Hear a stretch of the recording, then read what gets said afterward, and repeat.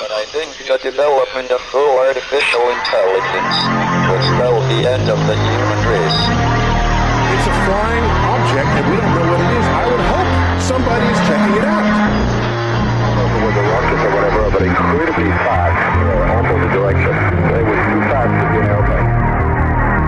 I'm glad the Pentagon is looking at this, because if it poses a threat, I want them on top of it. Well, the craft generates its own gravitational field. You said there's light in the sky? The internet has become the command center for criminals and terrorists. 911, what's your emergency? I need help, please help me! Won't let it happen. You know, that's what we're instructed to say. Roswell, Area 51. Alien kept deep under the ground.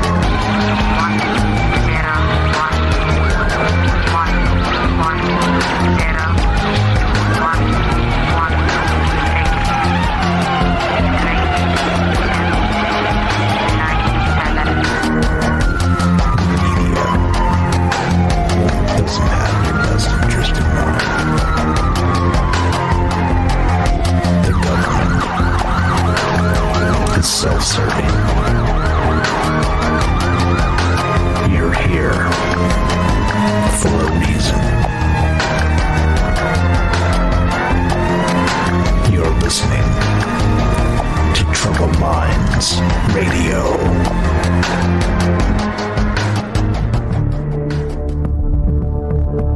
Broadcasting live from a secret bunker just off the extraterrestrial highway.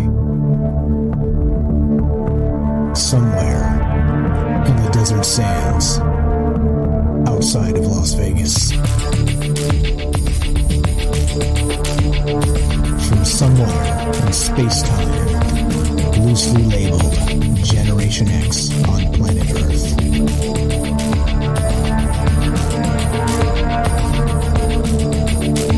And asking questions of you in earnest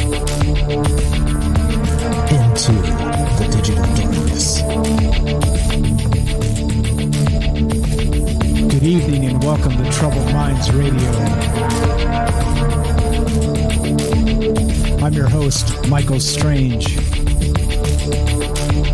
I'm here with your co-host, Ash, the reptilian from Mars. And we'd like to say hello to all of you who might also have troubled minds. What's up, guys? It's Wednesday night, and as many of you know, that's the night we get together and talk about, one of the nights anyway, Tuesday, Wednesday, Thursday at 7 p.m. Pacific, of course. But it's one of the nights we get together and talk about all the things we're not allowed to talk about. Those things being, of course, aliens, conspiracy, the paranormal, the government, academia, the 24-hour news cycle. Of course, propaganda, and just the bizarre feeling that we live in a state of upside down. And this show's live. We are broadcasting live on the Fringe FM. We are streaming live on Facebook, YouTube, and D Live. And as always, we'll be taking your calls tonight as we talk about, well, we'll get to that in a second on the topic at hand. Let's get to our friend.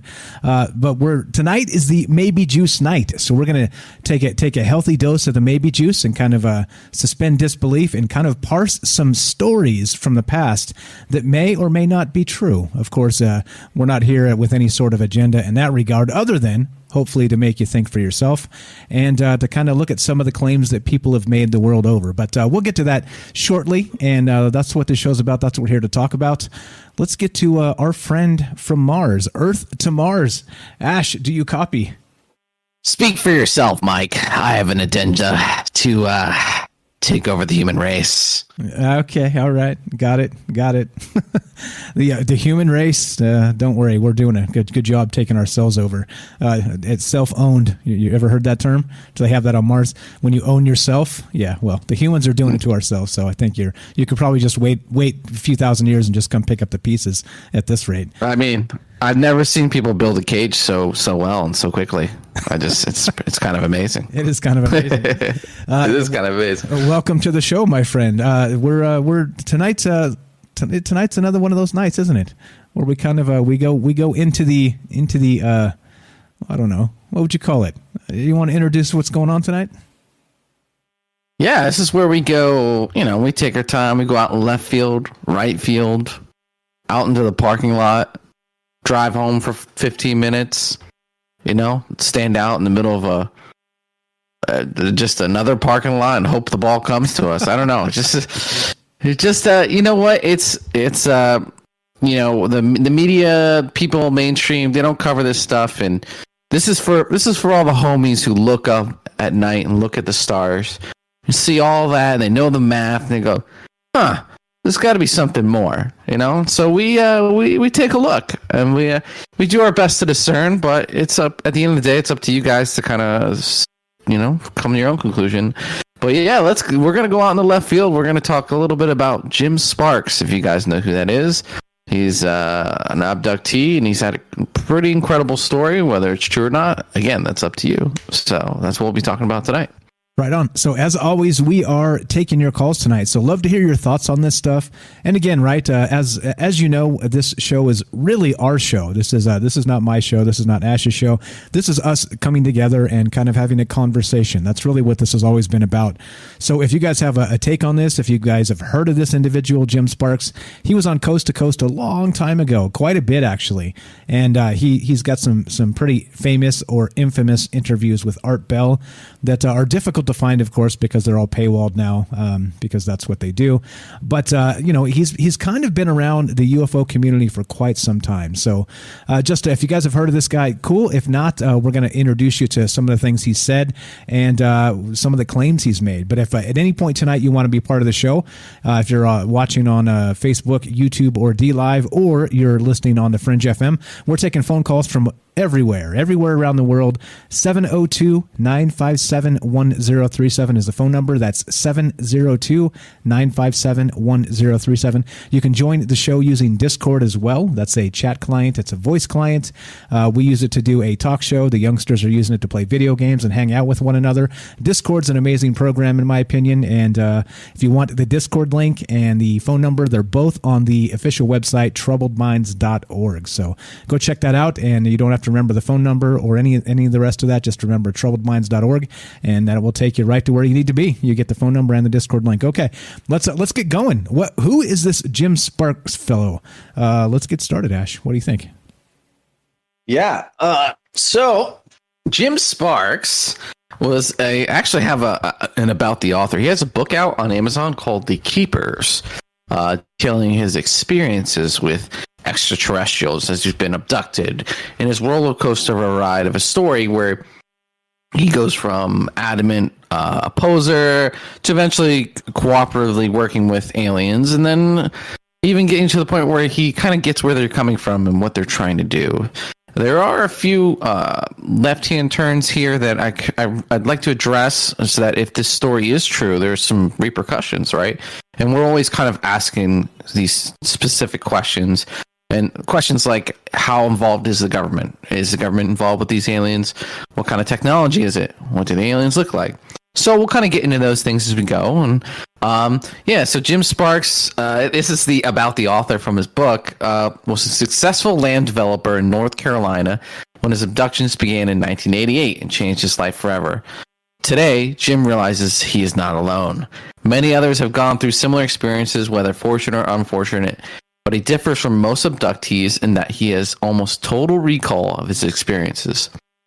In the 2 decades he's been dealing with ETs, he has seen and experienced amazing technologies that could eliminate our need for fossil fuel and yada, yada, yada. I don't want to get too much into it, but yeah, it's kind of who Jim Sparks is.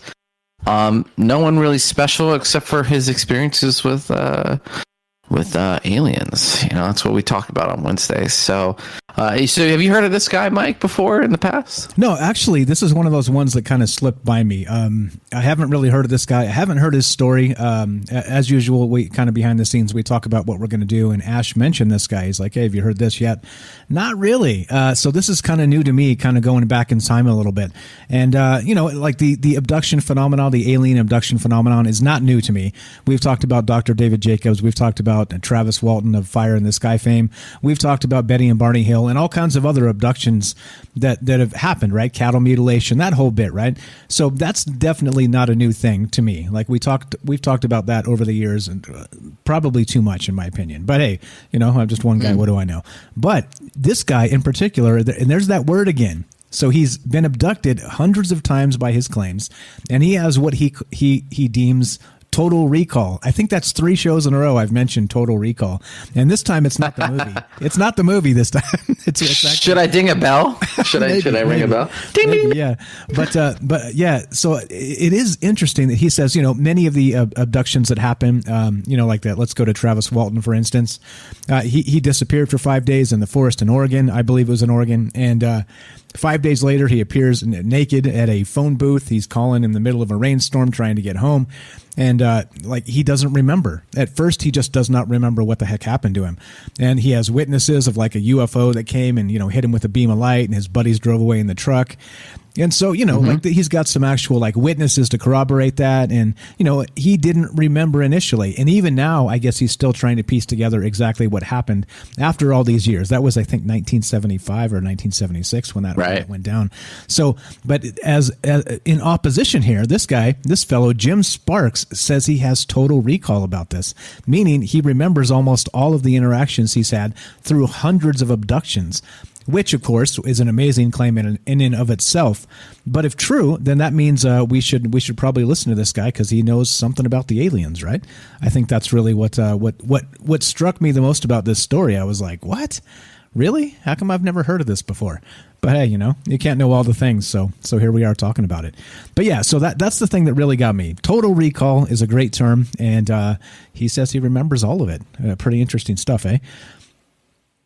Yeah, I think if you're keeping track of this kind of stuff, basically it's like, are there aliens, right? What more is there? You can't really answer that question, right? All you could do is kind of like do a lot of research, read stuff online, maybe even talk to people, and then you kind of map it out, and then you put like points up, and then you just kind of like guess for yourself. Even for me personally, I don't know. I don't know what's true and what isn't.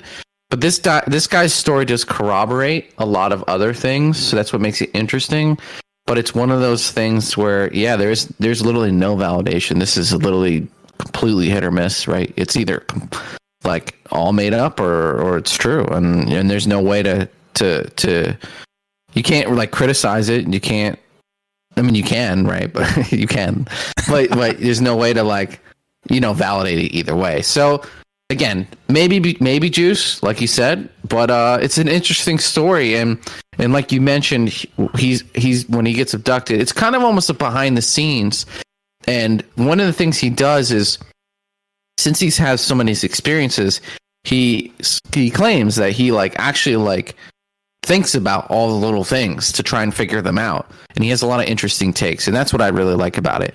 And then he's had some open conversations with the aliens. Not initially, and it's almost like if this story's true, you can kind of make some judgments about the technology, their agenda, their temperament, their personalities, what they're kind of made from. It's a lot. It's actually really interesting. So even from like a sci-fi perspective, just like even if it was just a book, it would be kind of interesting. So yeah, how do you want to kind of start this one? Okay, I can go. I have a kind of a thing, but go ahead. Yeah, sorry. Yeah, it's good. So I've got some actual articles here that people have written about him, some forum posts, some criticism of his stories. I got all kinds of stuff we can talk about. So if you have like how this started and some of that, and the actual specifics of what's going down with that, go ahead and let's jump into some of that. And I got some stuff here on backup to help you out with that. But go ahead and get started on what these abductions look like according to him, and let's start kind of with that backstory, and then we'll kind of go into as it develops and the things that he learned about these aliens that he's had contact with and the types of aliens and all that. So let's start there. Let's start with the abductions, and again back to 1988, I believe it was when his first abduction happened. Yeah. So initially he wasn't aware of the abductions. They were just kind of like a typical abduction, and this could be one of the criticisms you could say is it's very similar to other people's stories, right? In some ways. So he could just be taking other people's stories making BS just to get attention or something like that, right? That's always a possibility. But if his story is true, then there's a lot to yield from it. So again, initially he didn't realize he was being abducted. He just kind of had some weird synchronicities. Like he just was tired. He would see like wet footprints in his house. And then one night he was cleaning up, and it kind of like he just kind of realized like something's happening. And he thinks it's almost like the aliens kind of pulling back, like allowing him to like remember and realize stuff. And yeah, so he started kind of being more conscious during his experiences and actually recalling them. And yeah, he would be abducted, and there's actually a few ways they would take him through his experiences. Sometimes they would just basically, if the ship landed outside the house, they'd basically put him under and walk him out of the house, and sometimes through walls, which is a crazy commonality in these abduction scenarios, like actually phasing through a wall and then off to the ship. And then he describes the other way they would take them is kind of like Star Trek, beam him up, and every time it was like a really nasty experience to knock him out. So again, what's interesting, if you guys ever listen to his stories, he tries to kind of figure out what is going on there. And there's been times where when they kind of take him, he can almost see like into another dimension. Like there's other entities kind of on behind the veil, right? Like, what do we call it? The upside down. Like he can kind of, they phase him into the upside down to take him sometimes, and he can kind of see other entities there. So a lot of little things like that are super interesting. It's like, is there this other dimension, and these aliens just kind of like live there, and they just come in and out like no problem. Yeah, and so they would take him, abductions, and one of the reasons people don't like to talk about their abduction things is because there's a somewhat of a sexual component where they take like sperm and egg for like their genetics program or something. Super common. He said every time they took him that would happen. And then the aliens would test him, would basically like paralyze him. He'd wake up at a desk, and they would like, or they would be working on him or doing some tests or something like that. So yeah, before I move too fast, he claims he tried to shake the aliens. He would curse at them. He would like tell them off. He threatened them. You know, he'd be able to use his mouth, and they would just kind of ignore him. And the aliens he saw were like the typical Greys. Like 99% of the time, it was Greys. And they could psychically control him and talk to him and communicate. And he would yell, he would say things, he would ask questions, and they would just kind of ignore him as during their abductions. So that's kind of like the basics. And then the story starts kind of like taking weird. It's like super common abduction stuff. That's like Abduction 101. That's most of the experiences. Sometimes they see other kind of aliens, like the mantis, or like a reptilian or a reptilian hybrid, and I think he's had those experiences. He's also seen some sort of alien that he think is like the actual alien. They're kind of like Greys, but like taller, and they have like more emotion. Meaning, like his hypothesis is that the Greys are like an android robotic kind of workforce made from themselves, it's like if humans created like a lesser class of human that was barely alive, no conscious, and was like a slave force, right? Or like a workforce or a robot or whatever. It's kind of like that. So he's seen those beings. Yeah, and it's pretty standard. Like he gets abducted, but then there's some things that stand out, some weird stuff. But yeah, what do you think about that? Yeah, I don't want to go on for too long. It's okay. Yeah. So the thing here is that strikes me about some of these things when you kind of look at a lot of these stories again. You know, let's go back to some of the more, in my opinion, the more compelling ones that have some actual, evidence. And I don't mean to say that just because somebody has a particular story, that's not evidence. Of course it is. But if you have, corroboration, to me, that makes me raise my eyebrow twice as high. You know what I'm saying? But there are some similarities here. And every time I read some of these stories where somebody is talking about alien abduction and they've had contact and things like this, right?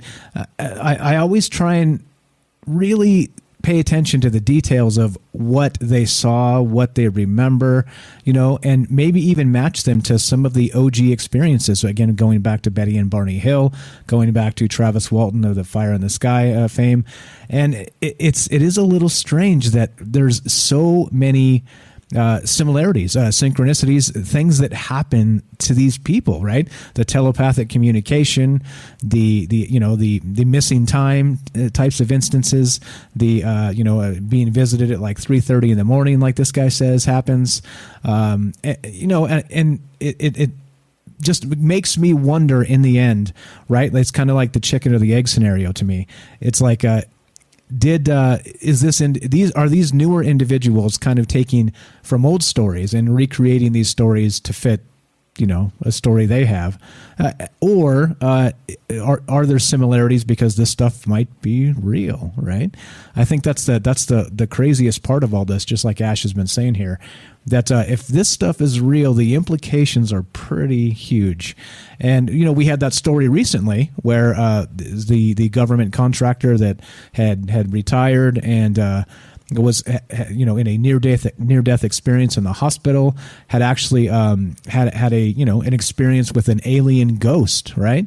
And then they were being communicated to telepathically, and there was a message, right, that humans had to learn telepathy to take the next step, to actually, the next step of evolution, so we don't destroy each other. Is that some of the lost in translation type things, the cultural bias, tons of things, right, that make humans hate each other, need not exist if we could just read each other's thoughts and realize that, in the end, this is all about, being bros and being sisters and, taking care of each other, things like this, and it seems like there's a lot that kind of matches up with some of these sources, and it again, I don't know what to believe, because I try and take these stories as a source by source situation, try and think about them in their own kind of in their own bubbles, and other than trying to maybe recognize some patterns of the way these things happen. So I don't know. Again, I'm going to suspend my disbelief tonight, and we're going to talk about this, but it does seem to me that there's sometimes there's a little bit. Things are a little too tidy with synchronicities. You know what I'm saying? So I'm just going to say that off the bat. But we're just getting started tonight. We're barely getting started with this. Let's wrap this up, Ash. We got like 1 minute, and we'll go to a quick commercial here. But just to give you a countdown, over to you for a minute, sir. Yeah, it's a good point. So, I mean, we don't. At the end of the day, like Mike and I are just some guys on the internet. We don't have any government clearances or any connections. And, we're just kind of looking from the outside in. We don't really know. But if you really want to know the truth, you have to keep an open mind. And with a lot of these stories, a lot of the UFO community, there is kind of a narrative emerging that there's these grays, potentially reptilians or something going on. And, based on this story, it seems like they work with our government. A lot of things you suspect. But I'm gonna go a few steps further. So tune in, keep listening. I'm gonna make some interesting connections, and you guys call in. You tell me if I'm off in left field, or maybe I'm hitting a home run. Not sure. We'll see. Tell. Hey man, if you don't swing, you don't get any hits at all. That's for sure. That's for sure. All right. This is Troubled Minds. We're talking about the abduction scenario tonight. So we're talking about an individual by the name of Jim Sparks, and he says he's been abducted hundreds of times and has full, total recall of the experiences. Interesting stuff. Love to hear from you. 702-957-1037. That's 702-957-1037. Taking your phone calls tonight. What do you think about this? What do you think about some of the similarities to older abduction scenarios? And do you think how accurate, or let's just say, what do you believe? Fake or not fake? That's really what the question is tonight. Do you believe these firsthand accounts? This is Troubled Minds. I'm Mike. This is Ash. Don't go anywhere. More aliens and abduction scenarios right after the break.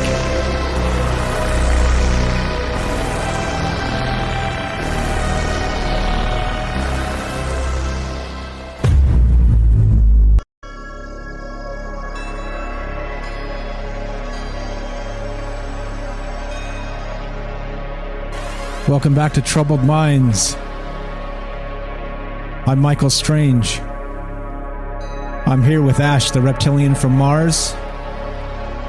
And we're talking alien abductions tonight. And an individual by the name of Jim Sparks. We're streaming on Facebook, streaming on YouTube, streaming on DLive. We're broadcasting live on the Fringe FM.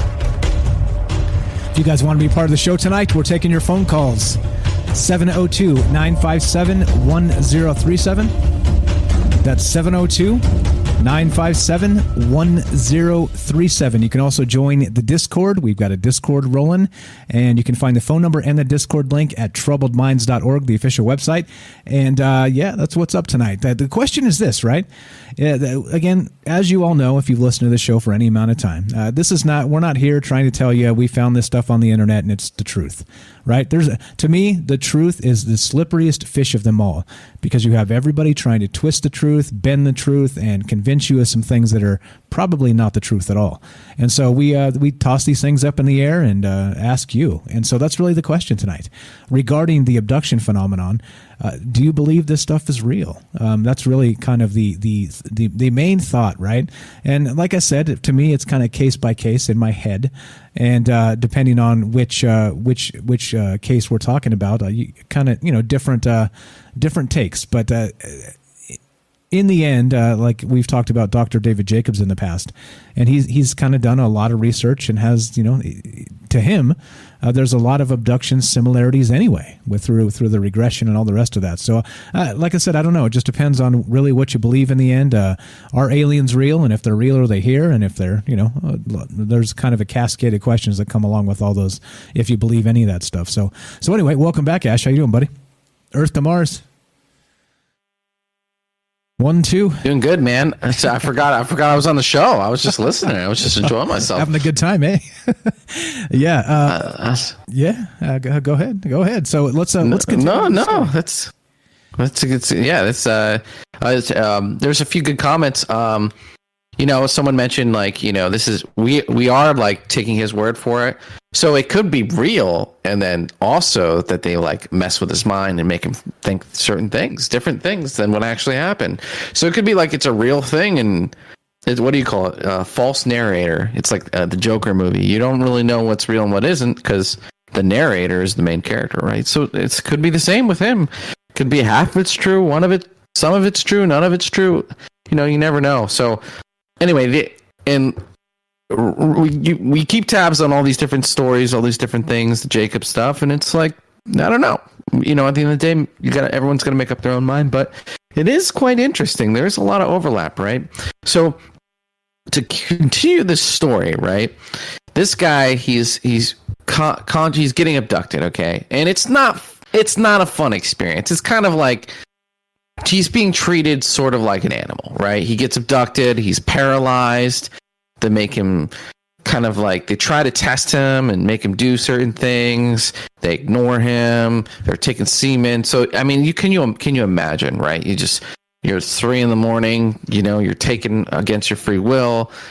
And, even after a few times, you kind of start getting used to it, and it still sucks, right? You're being paralyzed. And he was saying things if he didn't, it was pain pleasure reinforcement. So if he was naughty, right? If he didn't listen, sometimes they would just leave him in a room by himself for 2 hours paralyzed, and then they would say things for instance, he would defy. He talks about in the beginning he actively defied the aliens. So if he wrote something down, they'd paralyze him for two hours and say, "Look, you're not supposed to write."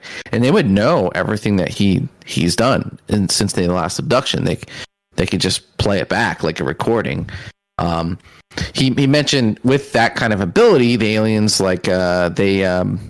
they think 20 times faster than a normal human, and there's an implication there that they're somewhat robotic. They have chips in their brains, or they're mostly robotic or something like that, because they think much quicker, at least the ones that he interacts with most of the time, the workforce. But yeah, back to kind of the positive and negative reinforcement. They also would basically increase the pressure in a room, and it would hurt his ears. So those are kind of different ways, like bad dog, right? So he's kind of like, it's not a really fun experience. What was the other thing I want to say? Oh yeah, so he was trying to shake the aliens. That's another thing, right? So he's trying to lose the aliens, and so he said he would like literally leave his house.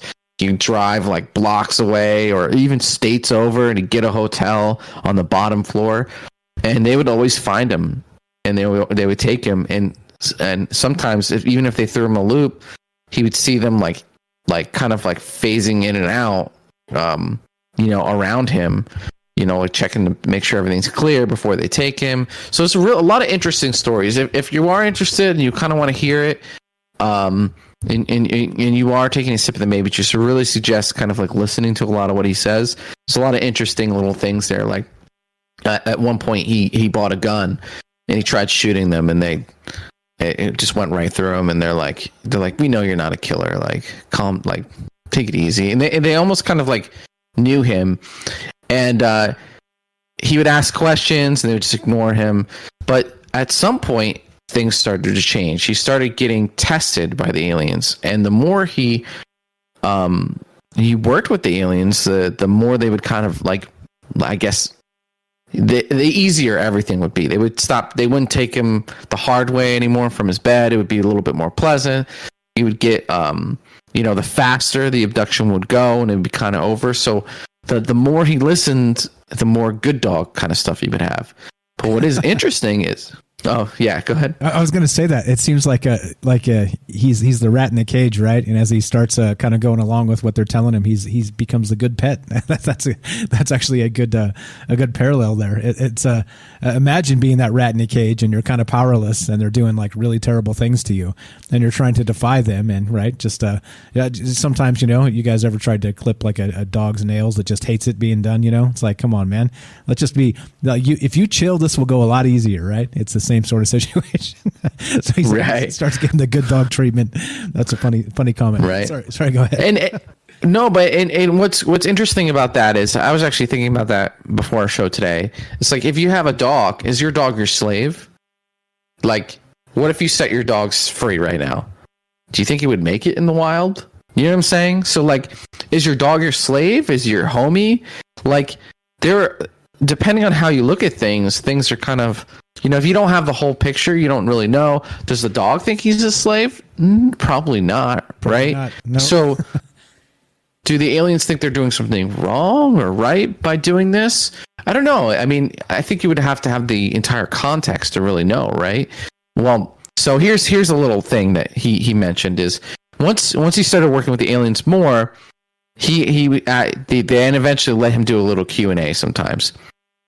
And once he started getting some progress, he kind of got addicted to like knowing like what's going on. What's that kind of like when you like sympathize with your captor? Oh, it's got a. I don't remember. It's like a syndrome. You know what I'm talking about though? Like yeah. Munchausen, or what is that? I can't remember. I'll find out. Continue. Yeah, you know what I'm talking about, though. Like, so yeah. There's a lot of that going on, and so things got easier. He's working with the aliens, and it took him a while to like figure this out, because he's being a royal a-hole like the whole time today. He's like literally screaming, "I'll kill all of you if I get the chance." He's like slurring and spitting and stuff because he can't move his body except for maybe his mouth, and they're just going around about their business, ignoring him. It's probably annoying. So anyway, they actually mentioned that they claimed that they came here to Earth. They like nuked a portion of Earth, like with their technology. They created just so they can create a camp, and they were like setting up the perimeter, and these creatures were peering over the perimeter, and one alien went to go like pull out a gun and shoot them. And the other one was like, hold on, wait. And like, they started smiling. You could see that the beings were smiling. And the implications was that was like human, the ancestor of human. And he was shown history all the way back, like from then to now, of some of his family line. Well, not all the way back to his family line specifically, but showing human history. And they said that they had modified humans. They had made an adjustment to humans to create what we are today. and that they were following his lineage, like back to the Roman Empire, World War II, all these things. They were showing his ancestor. So it's interesting that if this implication is true, it means that aliens have always kind of been here. In fact, they created us. They may even not really know what to do with us at this point. And I suspect the Anunnaki story, I can't remember exactly, but I think that they made us and they also kind of used us as a workforce at the time. And it may be just the case that then they were like, oh crap, what do we do with these? And they've kind of used us in various ways ever since to kind of manage the planet. Or, maybe the Greek gods, they talk about aliens, or they talk about the gods kind of being immortal and something else, and they kind of are entertained by the lives of humans, which kind of sounds a lot like that. So I don't know. Like I said, this story could be all hooey, but there's a lot of interesting things like that. There's 5 of those things for me personally, where I hear the story, I'm like, wow, if that's true, that's pretty ground shaking that aliens made us, and that if we ever have open contact, maybe we can watch Alien Tube and go back and watch you know what I'm saying? Humans fight dinosaurs also. I don't know, some crazy stuff. Yeah, so we got a couple folks helping us out here. We got Marge on YouTube and Mike on the Fringe chat here in the Discord. Stockholm syndrome, they say. That's what it's called when you sympathize with a captor, with your captor. It's Stockholm syndrome. Thank you guys for you shoot these things on the fly sometimes, and you get tongue-tied, forget these things. So thank you for helping out. But yeah, so I mean, it does make a little bit of sense that if you're kind of the good prisoner, you get treated better, and as morbid and sick as it sounds, a relationship, an understanding develops, right? And so this individual, again, if you're just joining us, we're talking about an individual by the name of Jim Sparks. All right, and this guy said that as far back as, I believe it's 1988. Was it 88? I think it was 88. That he was first abducted by aliens, actual flesh and blood extraterrestrial aliens. And he's been abducted hundreds of times since. And the strange thing about his case here that many other people don't get in these abduction scenarios is he claims he has full total recall of these situations. And so that's where this is much different than many other times where, there's the missing time. There's people that are, spend years trying to get the memories back, almost like their memory has been erased of the situation that happened with the abduction. And this guy in particular, for some reason, is able to remember these things. Like Ash was saying, when we started this story, he was defiant at first. He was trying to kind of mess with the aliens, to fight back, to whatever it is that and he developed. He thinks the Stockholm syndrome developed as a part of this, where he was kind of sympathizing with them and trying to play like the good pet, the good rat in the cage.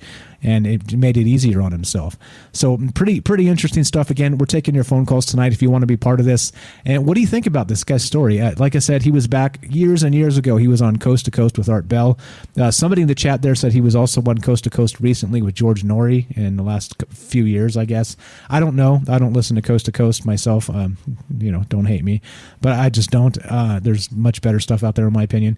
But how dare you? But Coast to Coast for a long time has been kind of blazing the trail. So, I leave it up to you whether you like them or not. It's okay. But we're not here to talk about that. So, what do you think? Do you think this stuff is actually real? We have a firsthand account from this guy that says he believes he's been abducted not just once but hundreds of times, and so he's got a ton of data points on not just what they're trying to do to us, right? Which of course they're doing experiments on people, like Ash was saying there, that they've actually gone back in time in some capacities, meaning that they've been tracking bloodlines for hundreds of years. And, like this is the type of stuff that you would expect if aliens were here. That's the type of thing that they may be doing, right? I mean, some of that stuff kind of adds up. If you again, take a huge swig of that maybe juice, that stuff kind of adds up. But otherwise, I guess what's next? He's got this. he's starting to build a relationship with the aliens, right? And starting to learn what they're doing. And so they're doing experiments on him for what? For are they creating hybrids or what's going on with that? Any idea? Good question. Is that bell noise? Is that my No, that's signal for me to talk? Nope. Oh, okay. I thought it was an alien experiment for a second. I thought that's time to talk. That's me. Yeah, that's your shock collar. It didn't shock this time. Yeah, careful. Don't beep too much. I'll have a seizure. Exactly. No. You know? That was the phone line dropping. So I'm reconnecting the phone line. So still taking your calls if you guys want to be part of the show tonight. What do you think about this guy's story? What do you think about alien abductions? 702-957-1037 as I reconnect the phone line. That's 702-957-1037. Click the Discord link. Troubledminds.org is the official website. The phone number and the Discord link is there. All right. There we go. Should be back up. So, okay. Disregard the beep. It was not a brainwashing scenario. And so you think. Yeah. So, okay. So, I promise this, like, it gets even more interesting, right? Like, even just like, okay, it's not true. Thought experiment. Again, we don't know, right? So he's getting abducted, and they're training him to like learn these symbols, right? And so, at some point, they gave him control over just his index finger and his mouth. And again, the more he's defiant, the more they kind of they make it suck for him, and they sucking basically increasing the pressure in the room to hurt his ears, different things like that. And consistently he'll hear like these beings are telepathic. That is like no matter what the story.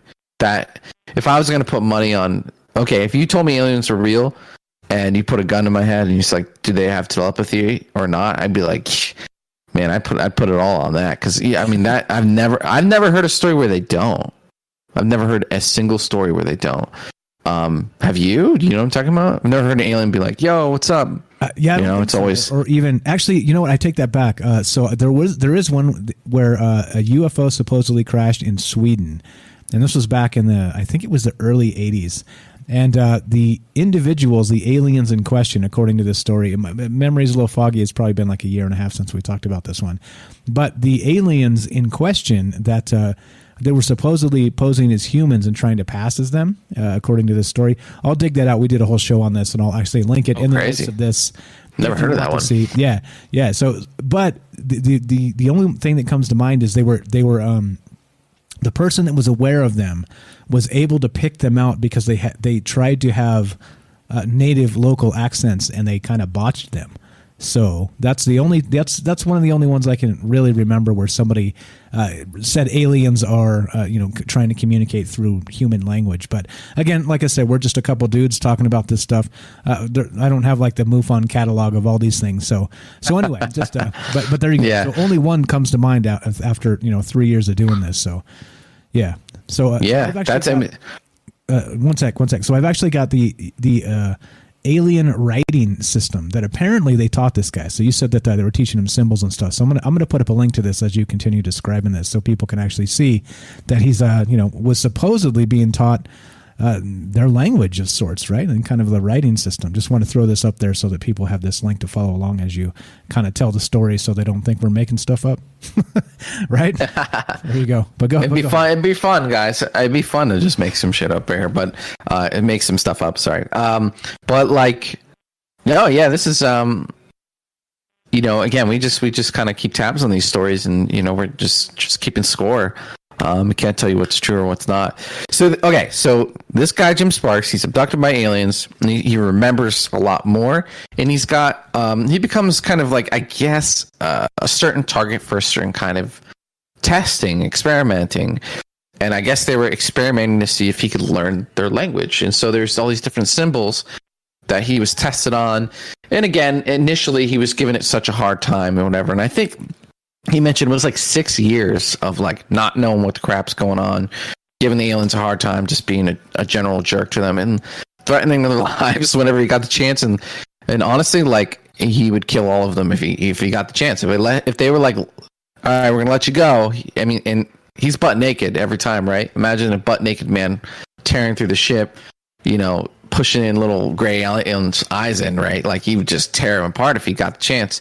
And they telepathically know. So he basically is an animal at this point, you know. And this is the relationship that they had up until this point. So he's learning the symbols, and they eventually show him a story of his friend. And so the friend, they probably pulled from his memory, and then they were just like pulling information about it. And he's reading the story, and he starts reading it in their shorthand symbology. And so they took like 12 pages and cut it down to like half a page. So he realized that their language, whether it's designed for human brains or whatever, is way more efficient. Like you can read a book way faster. And that what's funny about that story, specifically about his friend, is that the story goes from like the past to the present and then also to the future. And the implication was that the aliens can see into the future, and that's like not a difficult thing for them. That he's been abducted and at one point returned a little too early, and that he saw himself being abducted again. So that time wasn't really that relevant of a thing to these aliens with their technology. And that their technology, like whatever you would think it is, or whatever you heard, it's way beyond that. It's like way beyond that. It's like insane what is possible. And that they can go anywhere in the galaxy, all kinds of stuff. So anyway, he's learning this language, right? And he gets like 12 pages down to half a page. Well, then they show him like a coin or something like that, which is shorthand for the shorthand. And he was able to read those 12 pages by just looking at like the surface of a coin. And what he realized is that this kind of training made telepathy easier for him to interface with the aliens. See how interesting this story is? This is some interesting stuff. This is like, is this where we're going? Is this like where humans will advance to? That he's sending basically the equivalent of this coin surface kind of back and forth with the aliens, and they're able to transmit high volumes of information. I mean, literally like chapters and seconds of information, making their telepathy way more efficient, right? If efficiency is like the name of the game over the long run. So anyway, pretty interesting thing. What do you think about that? Yeah, so I got a parallel about an L. Ron Hubbard book that we'll talk about after we come back from the break here. Interesting stuff. We're talking about Jim Sparks. He says he's been abducted hundreds of times. He's got some insight into what the aliens want, and they're definitely here. You're listening to Troubled Minds. I'm Mike. This is Ash. If you want to be part of the show tonight, we want to hear from you. Do you think this alien abduction stuff is real? Or do you think it's some trick of the mind, or people just writing books to, pulling a fast one on us to make some money? Like I said, we're not here to tell you one way or the other, but we do want to hear from you. You want to be part of the show tonight? 702-957-1037. That's 702-957-1037. This is Troubled Minds. More aliens and abductions right after the break. Don't go anywhere. We'll be right back.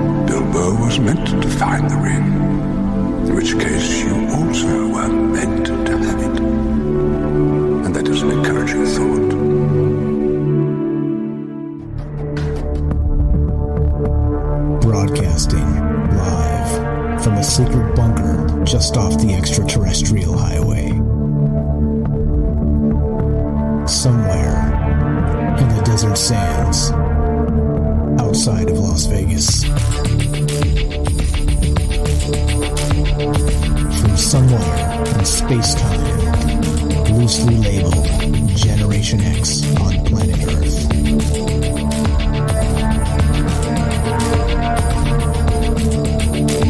And asking questions of you in earnest into the digital darkness. Good evening and welcome to Troubled Minds Radio. I'm your host, Michael Strange. I'm here with your co-host, Ash, the reptilian from Mars. And we'd like to say hello to all of you who might also have troubled minds. What's up, guys? It's Wednesday night, one of the nights we get together, Tuesday, Wednesday, Thursday, and talk about all the things we're not allowed to talk about. You know what those things are. Aliens, conspiracy, the paranormal, the government, academia, the 24-hour news cycle, propaganda, and that strange feeling we live in the upside down. We're streaming live on Facebook, YouTube, and DLive. We are broadcasting live on the Fringe FM. If you want to be part of the show tonight, the number to call, 702-957-1037. That's 702-957-1037. You can join the Discord as well. TroubledMinds.org is the official website. You can find the phone number there and the Discord link. Come be part of the show tonight. We're talking about Jim Sparks and his alien abduction experiences and the things that have happened to him. So just to kind of recap and get us back to where we were before the break there. So Jim Sparks was he had his first alien abduction experience back in 1988. And since that time, he's been abducted hundreds of times, many hundreds of times by his own words.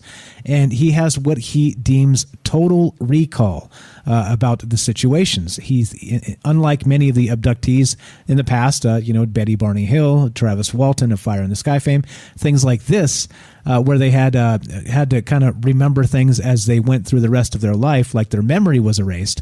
This individual, Jim Sparks, says that he remembers these things immediately after they happen.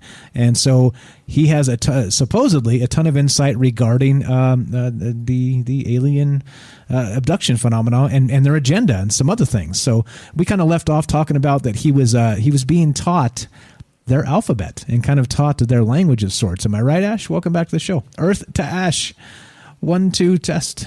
Do you copy? Hello, humans. I'm back. All right. Luckily for you, that your alien overlord is here. Nice. The uplink to Mars sounds fantastic, my friend. All right, so what I was actually kind of pointing out just before we took the break there is that there's a parallel here, interestingly, with so the aliens are teaching this individual, Jim Sparks, their alphabet, right? According to what he's saying, they're teaching him in some capacity their language and their alphabet. And he's actually got a transcription of this. So I've got it up here. I'll put it up on the screen if you guys are watching on the stream, and you can see it there. I've shared this link as always, and you guys can follow up on our sources to find out we're really not making this stuff up. This is really what these guys are saying. But an interesting parallel is if anybody's read by L. Ron Hubbard, a book called Battlefield Earth. Now, there was an alien. He was the security officer, actually, and his name is Terl, T-E-R-L. But he captures the hero of the Battlefield Earth, that's a big old book. This is a big old book. So if you guys haven't read this, I don't blame you. But if you're trying to substitute the movie for the book, no. That may have been one of the most just worst movies ever made, Battlefield Earth. But anyway, the hero of that book is called Johnny Goodboy Tyler. That's his name, right? Which is a little bit goofy, but that's his name. And he is taught the alien language through like these puzzle games. And by this security officer, Terl, T-E-R-L, in the capacity of teaching them to be able to use the alien technology to help mine gold, right? Which kind of matches up with the Anunnaki story a little bit and some other interesting stories. But anyway, I didn't know if you knew that parallel, but this is the second time I've heard it, and the first time was actually fiction from an L. Ron Hubbard novel.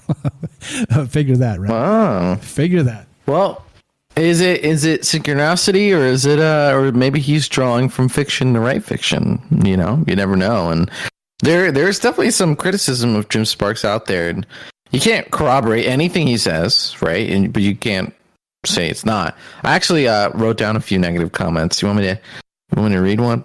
Sure, some hate? Sure. All right. Sure, let's do it. Yeah, it's just like the story was posted somewhere, and there was some comments. So let me try and be like an internet troll voice. Hold on a second. All right. Listening to it now, from what I can gather, he's a guy looking for fame. Midlife crisis, maybe? I don't know. He's looking for someone to blame for his failed marriage and business as well. I'm halfway through, so I'm excited to hear the rest.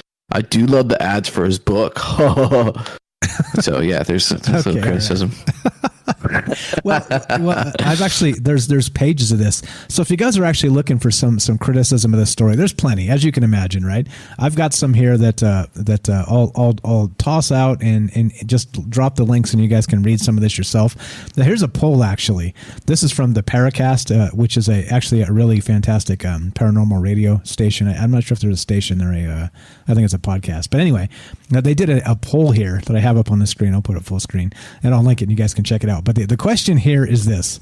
Now, do you believe Jim Sparks is a real contactee? And it's 22.8% say yes and 66.7% say no. And then another 10% say no, he fell for government trickery. So there you go. That kind of gives you an idea of what people think about the Jim Sparks story.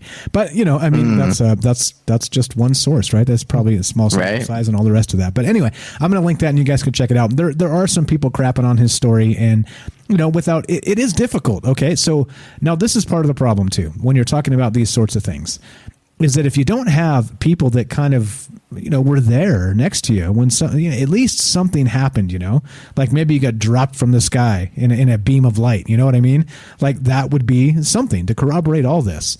And so some of the criticism, of course, has been, okay, so this dude has been abducted hundreds of times, but he hasn't, set up any kind of surveillance in his home to like capture these abductions as they happen, right? Knowing they're going to happen again. So you know what I mean? There's some pretty legitimate criticisms of this. But anyway, that's not what. Well, he says he said he's done that and it doesn't work or something like that. That's what I think I remember. Like he's tried a bunch of stuff. He tried like again, he tried moving. He tried making it hard for them. He tried catching them on camera. He tried a few things, and he said none of it worked because they could basically read his mind and cancel stuff out. I don't know. I'd have to look more into it.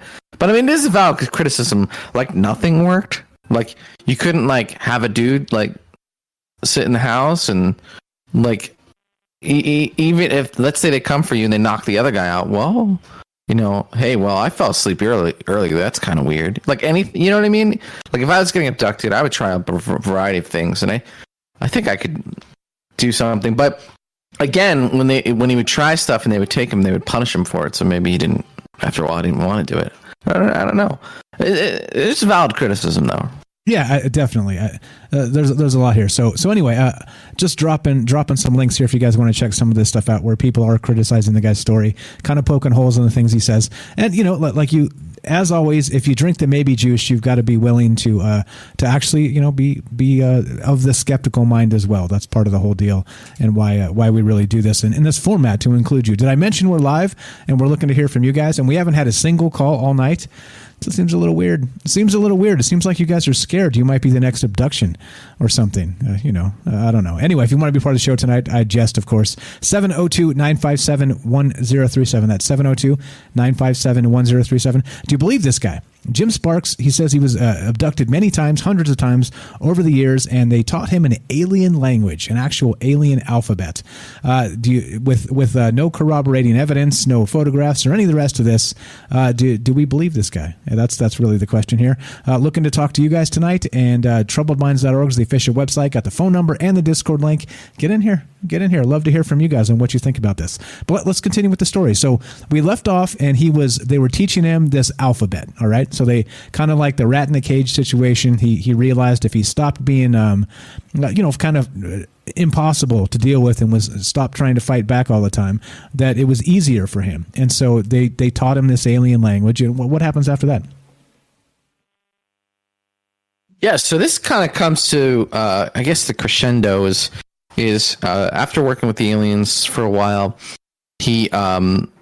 because he's been so cooperative and he's been such a long-term abductee and he's able to remember, they start letting him walk around, less paralyzed.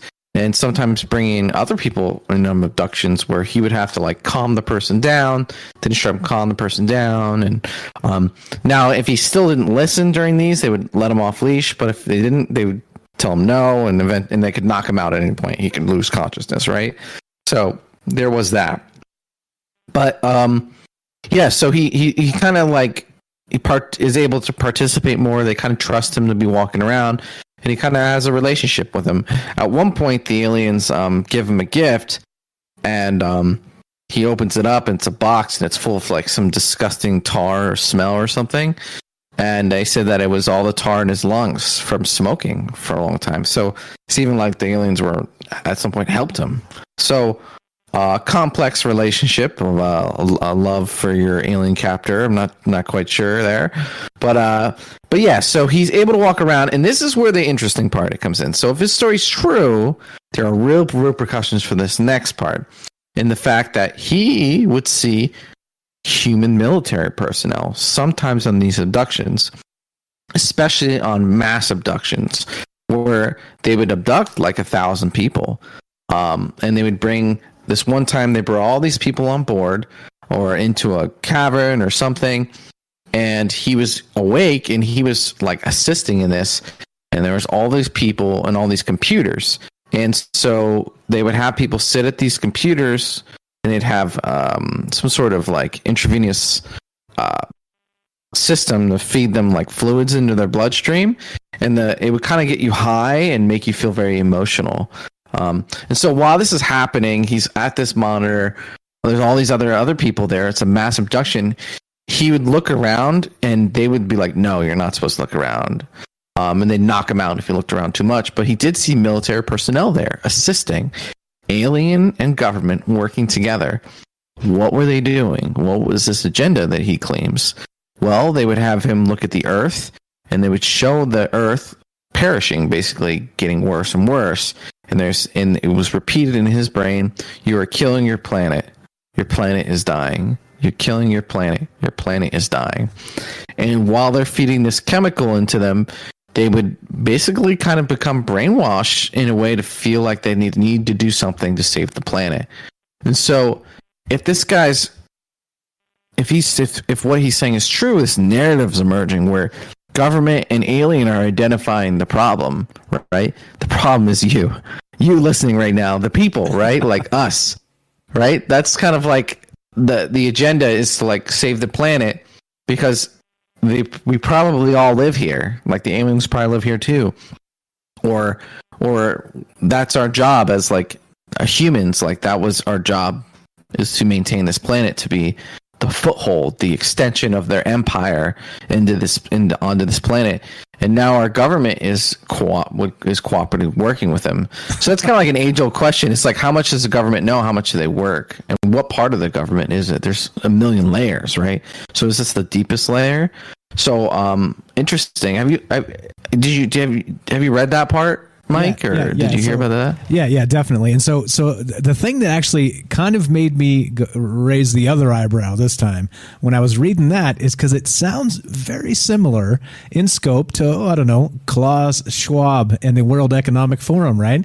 And it sounds very similar to, Thanos snapping his fingers and just doing away with a percentage of the population, right? Because, sustainability and all.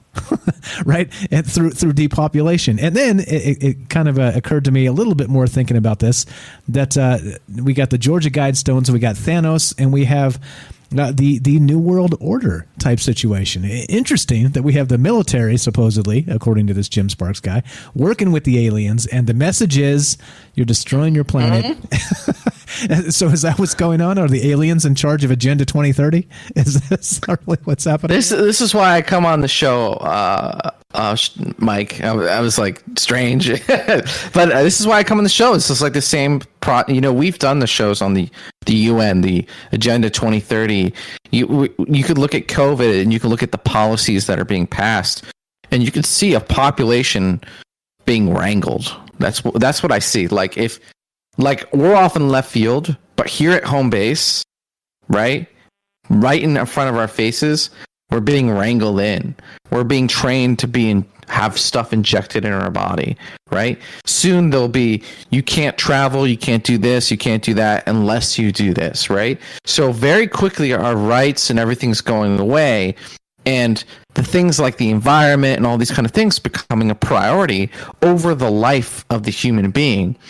So that's kind of like what's going on now. And we've saw the UN, the Bilderberg meetings. What were they talking about behind the scenes? It seems like there's an agenda, right? And so if what this guy's saying is true, maybe the policy is being dictated by extraterrestrials. Maybe whether they work with us, they rule us, or our government has been secretly compromised, right? That's kind of like what Bill Cooper was saying. They were somewhat compromised, that the aliens run the show. And I don't know, man, if you reach down in your hearts of hearts, if there are aliens, right, they're here. And if they're here, we don't see them. So what's going on here? So it would make a lot of sense that they kind of are running things from the shadows. And so you see this push in the past, according to this guy, where government and alien working together to try and condition the humans to help and save the environment. And there have been not abductions, but events where you remember the aliens that came down in Brazil, and that was their telepathic message, like, take care of your planet. And so, yeah, do you know what I'm talking about? The Brazil thing with the kids in the schoolyard, and the alien comes down. And then that's the telepathic message that they got from the being. I don't know that particular one. The when I think of Brazil and UFOs, I remember the one where they were actually being attacked and hit with lasers and left like radiation scars on their skin. Maybe maybe it wasn't Brazil. It was Africa. I'm terrible. South Africa. Yeah. The school children, right? Yeah. And yeah. And this was a while ago, right? So this is a while ago.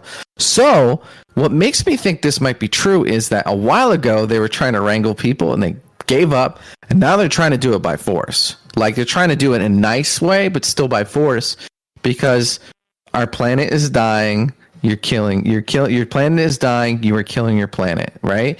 And so Jim says that because of this experience, he's got this passion to save the rainforest and like all these kind of things. And it's like humans are somewhat being like controlled or mind controlled to kind of like do this agenda, right? And if you look at Agenda 2030, it's about like kind of like removing the human footprint and creating a sustainable future at the expense of your quality of life or your life. I don't know. Like, that's the part they don't have. It's not written in there, but you're like, you're doing, 2 + 2 = 4. And they're like saying, no, it's 6. It's like, well, where's the rest of it? Where's the rest of it where like a lot of people have to die or something, right? Something's got to happen. And so I don't know. It fits right into that narrative, man. It fits right in. Like aliens were trying to like work with humans, and now they're getting a little bit more pushy. And and you look at the hybridization program. There's a lot of things I can go off in left field, right field, but it feels really strung up by this narrative. Aliens are kind of calling the shots, and they're the humans and the aliens and the government and all, they all have an agenda. It's like kind of like they live, right? Like they live to like have their meetings, and then once they know that like it's cool, the aliens just openly talk, and they're like, profits have been up 20% this year for all humans that are assisting the program, and they're all clapping, right? and like reproduction is down 12%. We're doing good, guys. and Bill Gates stands up and they clap for him, like seriously, like I get it, right? I honestly like. I almost see their side of the story too. It's like something has to be done, right? And a lot of people are kind of like too soft or immature to kind of deal with reality, right? They're worried about this and stupid things, right? And so most people aren't invested in like what's going on. They don't dig into stuff. So, I hear people, whenever I go out, they're like excited to go get the vaccine. And it's like, I don't know if it's good or not, and I'm not a doctor, okay? I'm not saying that it is bad or it isn't good, but it's like, how do they make a vaccine in like 20 minutes? First of all, it's like it was almost as if it was ready already, and then it's like COVID isn't even that bad. So why is there such a? It just seems like an agenda, right? And so it just really does seem like an agenda, and it's like a new type of vaccine. It's new. It's like it changes your genetics, and it's like, wow. We're about to trip the algorithms, bro. So okay, I got you. No. And like I said, I'm not a doctor. I don't know. I just wish there was more skepticism in the world, and it's almost like you kind of like, if you're not like concerned about things, or you're not really researching things, kind of deserve what you get at some point, right? And that's kind of like what they think. I think like if you're gonna act like sheep, that's what you get. And I don't 100% believe that, but I see that point of view from these potential like nefarious people, right? And so, I mean, who's to say, like, from someone's perspective, humans are evil and we should just be removed because like the planet's beautiful, and then other people will be like, well, you're killing people, like what's wrong with you? So right, like I don't know what the answer is, but yeah. So anyway. Yeah, that's kind of the argument I make when we talk about if you hand over the reins of production to AI, and AI does the entire analysis of we're destroying the planet and the problem seems to be people, so the easiest thing to do is, well, let's just let's start with the depopulation. That'll save the world entirely, right? I mean, and that's the way like a cold, cruel machine would think. And yeah, and we're talking about aliens tonight, not really AI, but kind of these themes seem to keep arising that in some capacity, actually, what's up, Axel? I see in the chat says it's wildlife management, and that's a fantastic because they're managing us like we're the deer in the park, right? Or that we're the grizzly bears or the black bears or whatever it is, right? That's a fantastic way to put it. Good stuff there. But I mean, that's what we're talking about. We're talking about aliens tonight, guys. We kind of went a little bit off track there, but we're talking about a guy named Jim Sparks that says he's been abducted by aliens hundreds of times. He's got some insight into what's going on with his the alien agenda. He says there's an actual alien agenda. And oddly enough, like we just discussed, it seems to match the agenda of Klaus Schwab of the World Economic Forum and possibly the Great Reset. Weird. Right. Weird. Weird. We got some weird stuff. Got a minute left. And this is an old story, too. This is an old story, too. That's what makes it interesting. It's like, this just makes it interesting that this is from like 1988, whatever. It falls right in line. Like they tried this, they tried that. Screw it. Let's take it to another level. I don't know. Call in. Looking to hear from you guys. 702-957-1037. That's 702-957-1037. TroubledMinds.org is the official website. You'll find the phone number and the Discord link there. We are talking about alien abductions and an individual by the name of Jim Sparks. He says he's been abducted hundreds of times. He knows the alien agenda, and it seems to match with the Georgia Guidestones. Love to hear your comments tonight. This is Troubled Minds. I'm Mike. This is Ash. Don't go anywhere. More aliens, more abductions, more Bilderbergs after the break. Be right back.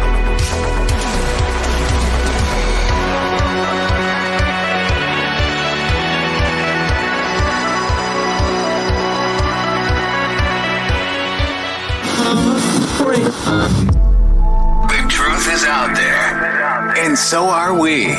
KTLK, Digital Broadcasting, The Fringe FM.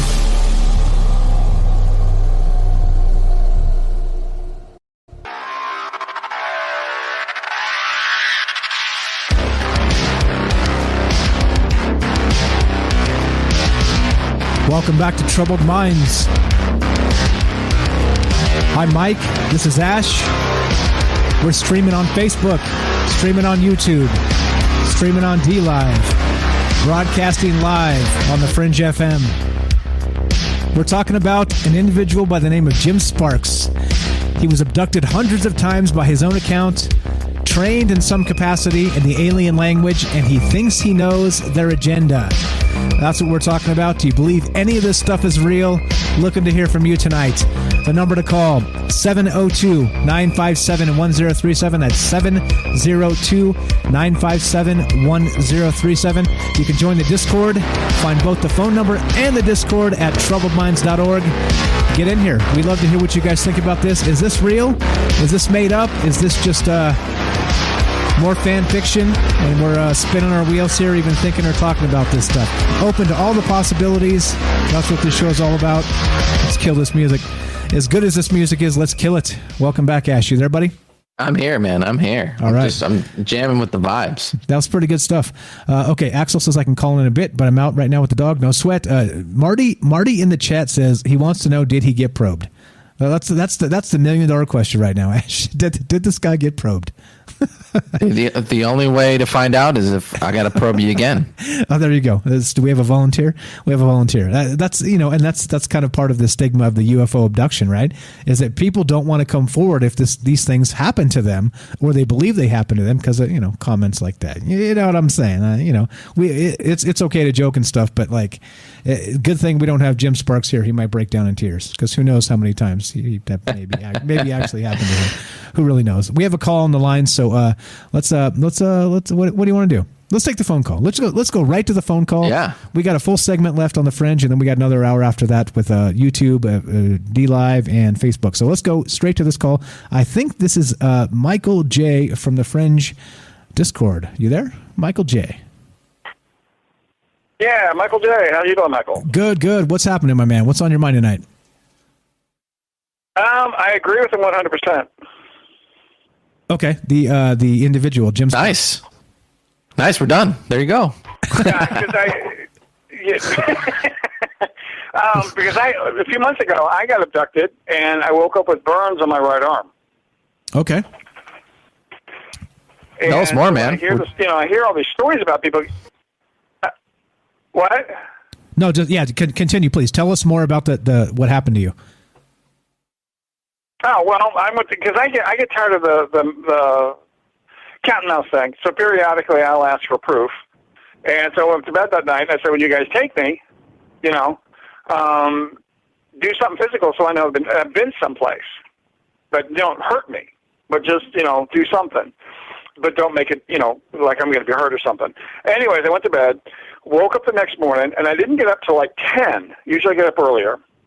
And it's in the summertime, so I went out and having breakfast on the front porch and everything. I'm sitting there, so the back part of my right arm starts to sting.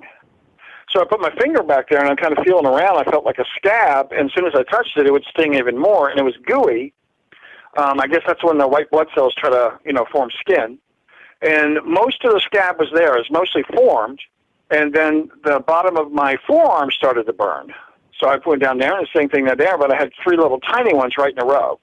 Plus, there's 2 little needle marks right next to, on each end of the outside marks, burns. There's a needle mark on top of each one. Holy smokes. And I was sitting there, and I noticed the texture of the burns were like a sandpaper feeling. It wasn't like a skin thing. It was more like sandpaper. And I put Neosporin on it to, because it was stinging. I'll put that on, they'll take it away. It made it worse.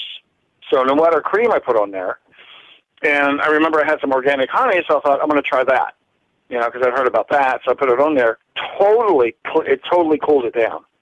Totally cooled it down. Now, honey usually stays sticky on your body. It doesn't get dry. It, stays sticky for a while. About 3 hours later, I was tapping it, and it felt like plastic. It had hardened and crystallized. Okay, so you asked them for some kind of proof, and they gave you proof. Have you actually had multiple abductions? Yeah, they gave me proof, but. Have you had multiple abductions throughout your life? Go ahead. Yeah, I've had abduction dreams. They were doing something to my teeth. They were examining my digestive system. And I was in Reiki classes for a while. Some of this is out west, some of this is here. And what they do, because I used to have this really cool dog, and in the dreams, I'm chasing after my dog. And then suddenly he runs into this building, and I go in after him, and I realize suddenly it's like, wait a minute, my dog disappears. And then suddenly I'm sitting on a bench or a table, and I always have the same being in front of me. It's like this nurse, not a nurse, dressed up like a nurse, but it's not. But it's always like a fat nurse, tall, like 6-something, but it's heavy. And the last time that actually happened that I ever saw the nurse, she actually turned around and smiled at me. And was looking at me, just kind of smiled. And then they also had in the dream to where there's this girl that was like playing with my arm, like doing acupressure or something. And I didn't like her in real life. But she's in the dream with me, smiling and talking, just, pushing on the arm, like, this is okay. And then I looked up to my left, and I saw this star cluster, which had like a square head and a long tail to it. And then I thought, well, a snake. But I looked up and saw that. I can't find it in the sky anywhere. So I've had those things tons of times. I've had dreams where I wake up, and I can't, recall a dream, but when I wake up, I'm not orientated with being here. It took me 45 minutes one time to remember what I call car keys and exactly what do they go to, and then what was the name of that thing that they went to. So, yeah, absolutely. When I hear stuff like that, it's too hard to discard somebody saying something like that because I've had some of the same experiences.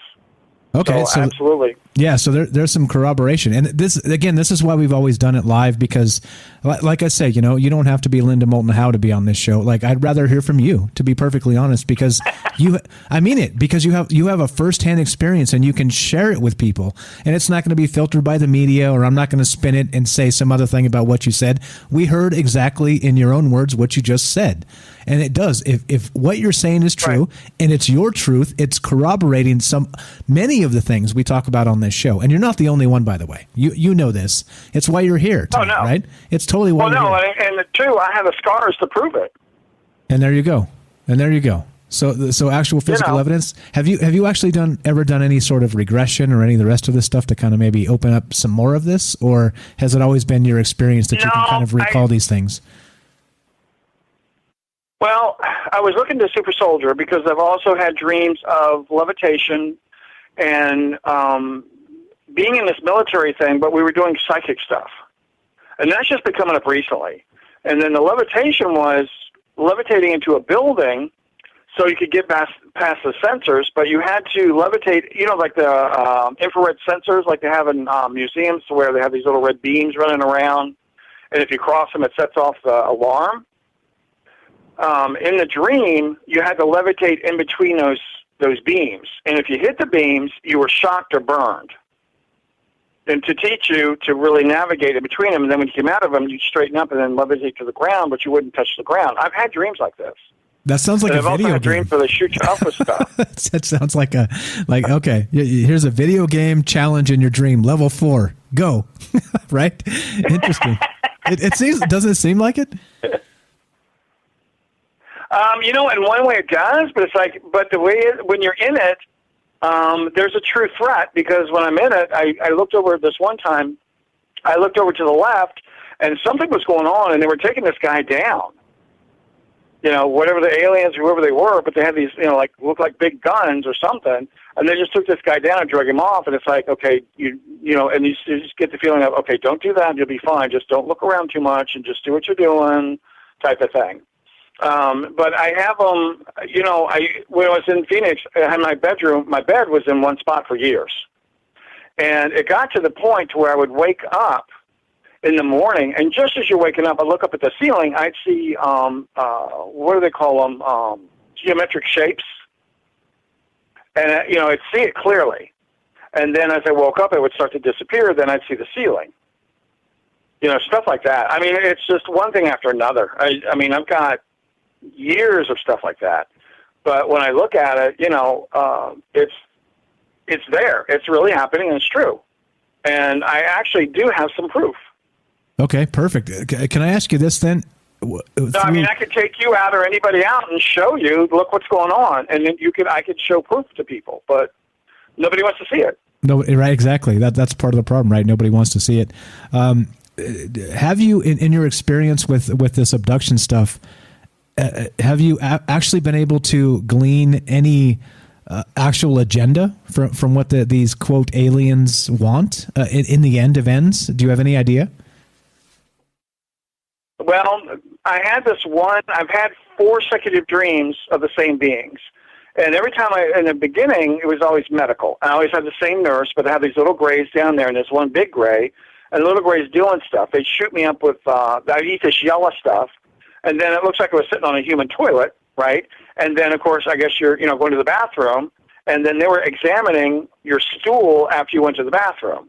Because they were down there doing something. I'm sitting on this thing, but it was symbology of, maybe cleansing your system, maybe there's, see how it's going, or they're putting something into your system to change your system or your DNA or whatever's going on.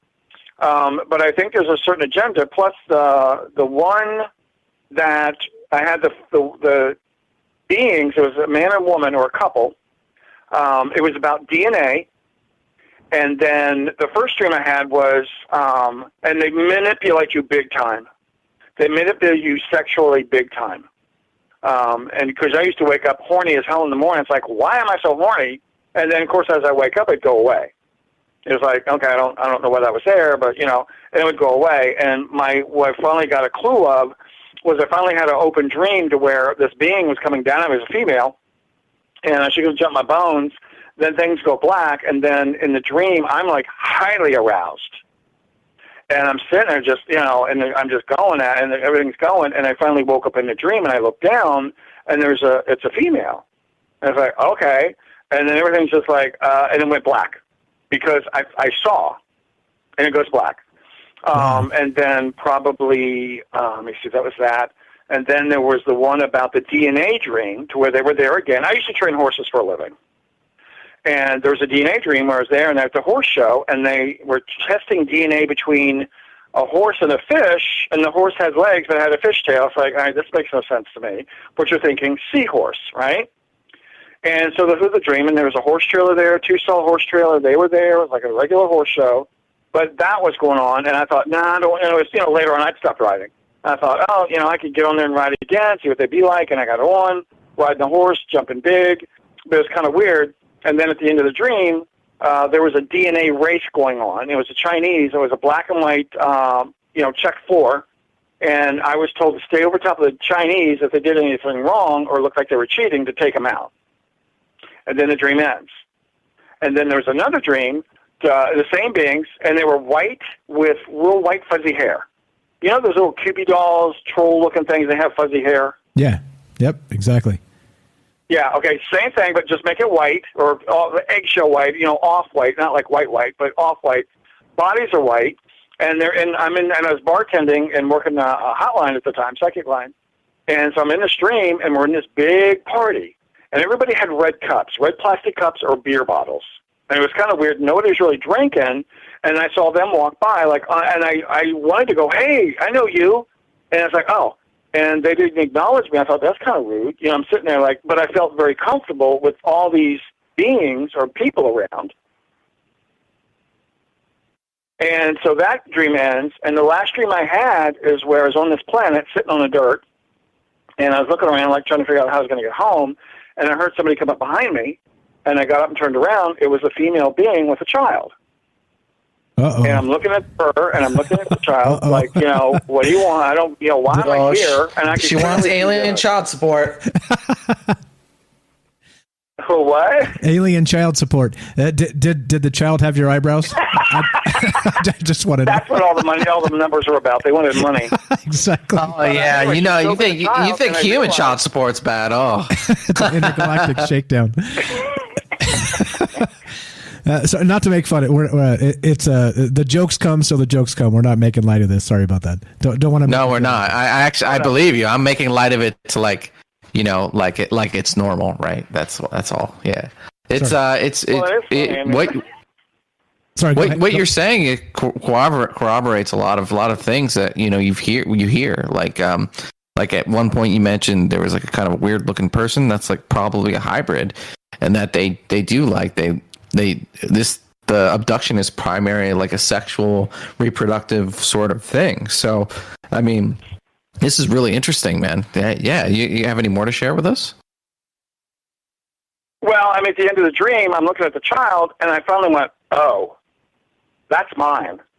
And then once I did that, the female put the child down. The child walked off with her, and she looked at me in a knowing way, like a little smile. and then they walked off. You know, something like that. I've had so much stuff.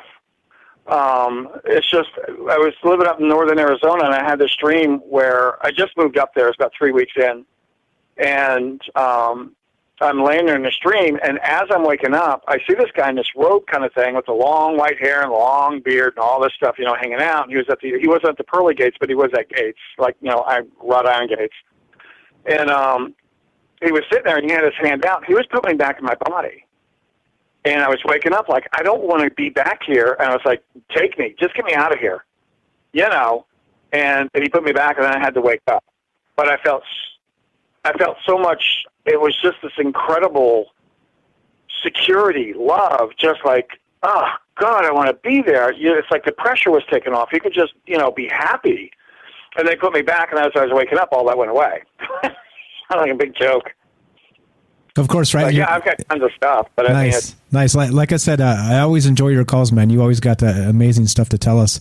If is there any way that somebody could reach out to you? You said if you can show people proof. Are you open to that? If you know, there's people in the chat saying, hey, well, give them my phone number. The proof would be out in Arizona, not here. Well, you know what I do have? Oh, dude. Oh, forgot. About a little a year and a half ago, maybe 2 years ago. And I have my dog by this tree, right? And it's standing straight up. It grew straight up, and the trunk was about almost an inch wide. It was straight up. Grew up. The honeysuckle didn't pull it down, nothing. It grew straight up. And I got pictures of it before and after. I think about, not this past season, last season, I have to check my pictures when they were taken because I took pictures of it. There's one tree on my property. It is bent over. And the side of it was touching the ground. And it was, you know, 3 weeks earlier, it was standing straight up. No problem. Went down there, it's totally bent over. I took pictures of it, and I went over to try to pull the tree back up thinking, you know, because we had a lot of rain, there was a lot of leaves on it, maybe it's a little heavy, it kind of pulled the tree to the side, but it wouldn't have made it bend over. It was so bent, it was at a right angle. And if it did that, it should have broken the trunk or cracked the bark or something. It was just like it grew that way, but it didn't grow that way. I've got proof of that. And I went down there. I tried to push the tree back up. It was acting like it was tied down to the ground. I couldn't budge it. I mean, it was like iron, just sitting there like pulling. It's like, forget it. I can't do this. Now, eventually, it's starting to grow back up, and the bend, it's gotten taller, and the bend is up the trunk a little ways, and it's starting to, like, you know, straighten out a little bit. But, yeah, I took pictures of that as it progressed and got, you know, started pulling back up after a while. It started straightening out. But, yeah. And I asked about that one, and I was told that the Greys were trying to scare me. It's like, no, you got my interest going. Just scare me. But yeah, I have that. It's physical. Okay. But I couldn't get anybody to come out and see it. That's insane. Again, it's sort of like you know, you find an alien base and you're like, oh, by the way, this thing is over here, and nobody will come out and corroborate it. Yeah, good stuff. We got some questions. That's what they did. Yeah, right. Like there's nobody wanted to know.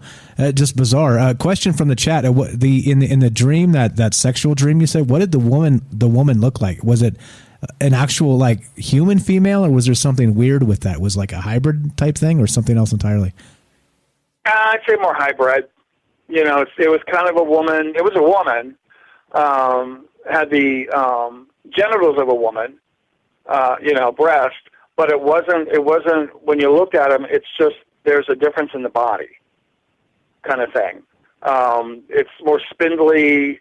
There's not the definition in the body. It's like the body looked like a jumpsuit.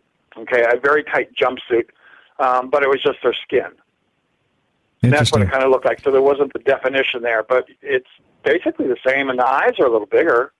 You know, they have a mouth, they smile, that type of thing. But the male was a little taller. He was very quiet. He didn't really participate. It was just always a female. Interesting. But they played big time on the sex thing because that's the easiest on humans to do.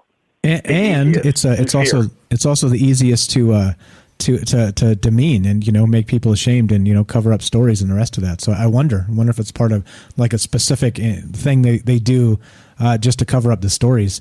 Now, one last question while I got you on.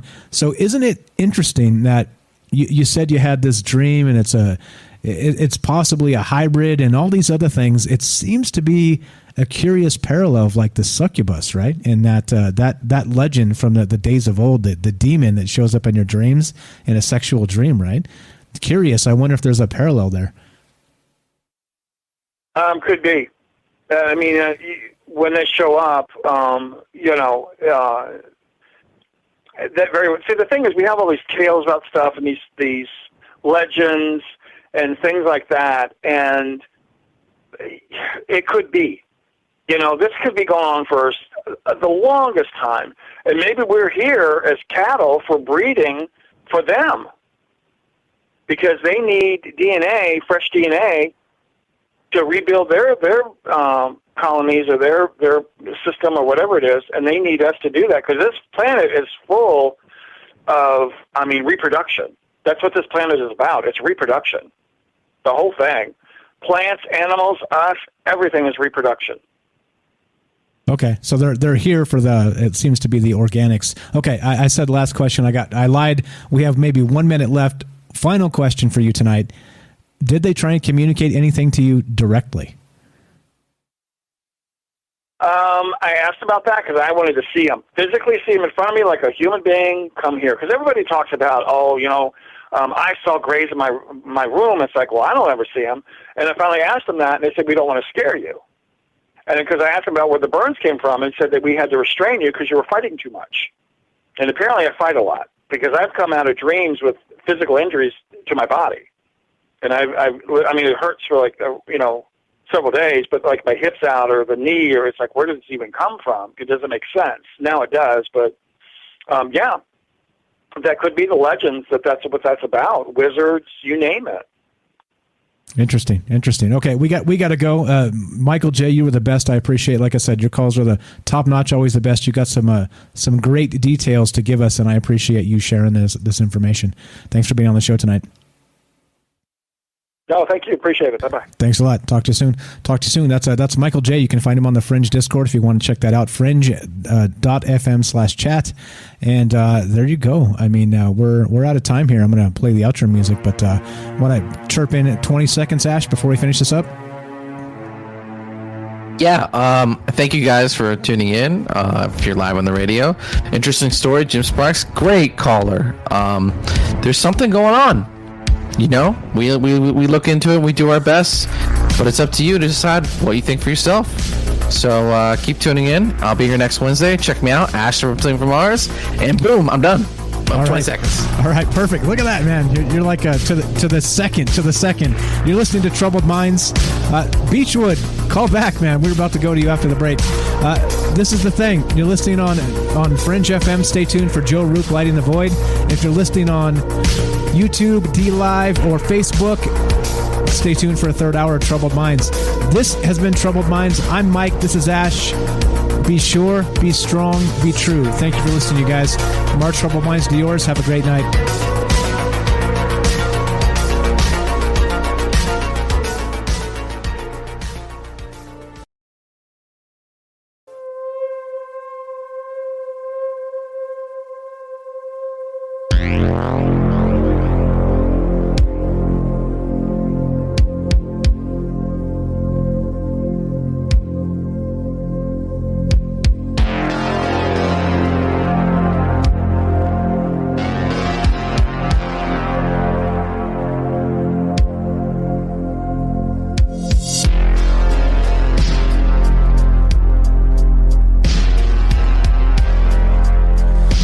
What a great caller. That's Michael J. again.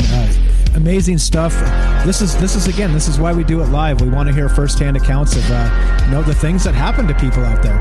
If this alien phenomenon is real, then people are experiencing it, right? Regular people, not presidents, right? Not generals, not movie stars. You. Simply you. And we love to hear this stuff. We're going to take a quick break, 2 minutes. If you want to be part of the show tonight, we got Beechwood on deck. We're going to go to his call in just a sec. 2 minutes. You want to be part of this, 702-957-1037. That's 702-957-1037. Phone number's up on the stream. Couple minute break. We're going to be right back. You have me, Ash, you got Beechwood, and you got all kinds of good stuff coming up. Hang tight. We're still talking about Jim Sparks. alien abductions and what all this actually means. Appreciate it, guys. Hang tight. Hit the restroom, tuck the kids in, top off your drink, grab some popcorn. Be right back. 2-minute break.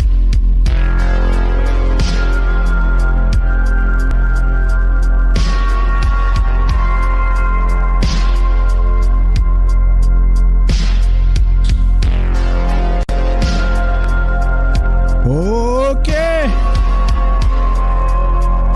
What's up? Everybody out there. Hello, hello. We're going to keep doing this. We're going to keep talking about this. We're talking about the Jim Sparks fellow and his abduction scenario and phenomenon, all the rest of this stuff. But again, as always, love to hear from you. That was a great call from Michael J there. And let's kill this music. Let's continue. Let's do what we're doing and talk about the rest of these things. Alien phenomena. I don't know if you're there with me, Ash. Testing 1, 2. Earth to Mars. If not, that's okay, because we came back, I think, a little bit earlier than 2 minutes. All right, so here's the deal. We're going to go to this phone call. We have Beechwood on the line, and we're going to... Okay, all right. All right. Okay, we're going to go to Beechwood, and we're going to talk about the rest of this stuff. Let's looking to hear from you guys tonight. Again, what do you think about this Jim Sparks fellow? Do you think... do you believe that people get abducted, the dozens or hundreds of times, and his agenda, right? The alien agenda seems to be kind of in line with the New World Order in some capacity, right? I think that's interesting that there's at least a correlation there. So let's go to Beechwood, and then we'll keep on trucking here. What's up, Beechwood? You're on Troubled Minds with Mike. How are you, my friend? Doing awesome, as always. A little tired. Had a long day today. But, right on. No problem. No problem. That last call was awesome. Yeah, he's great.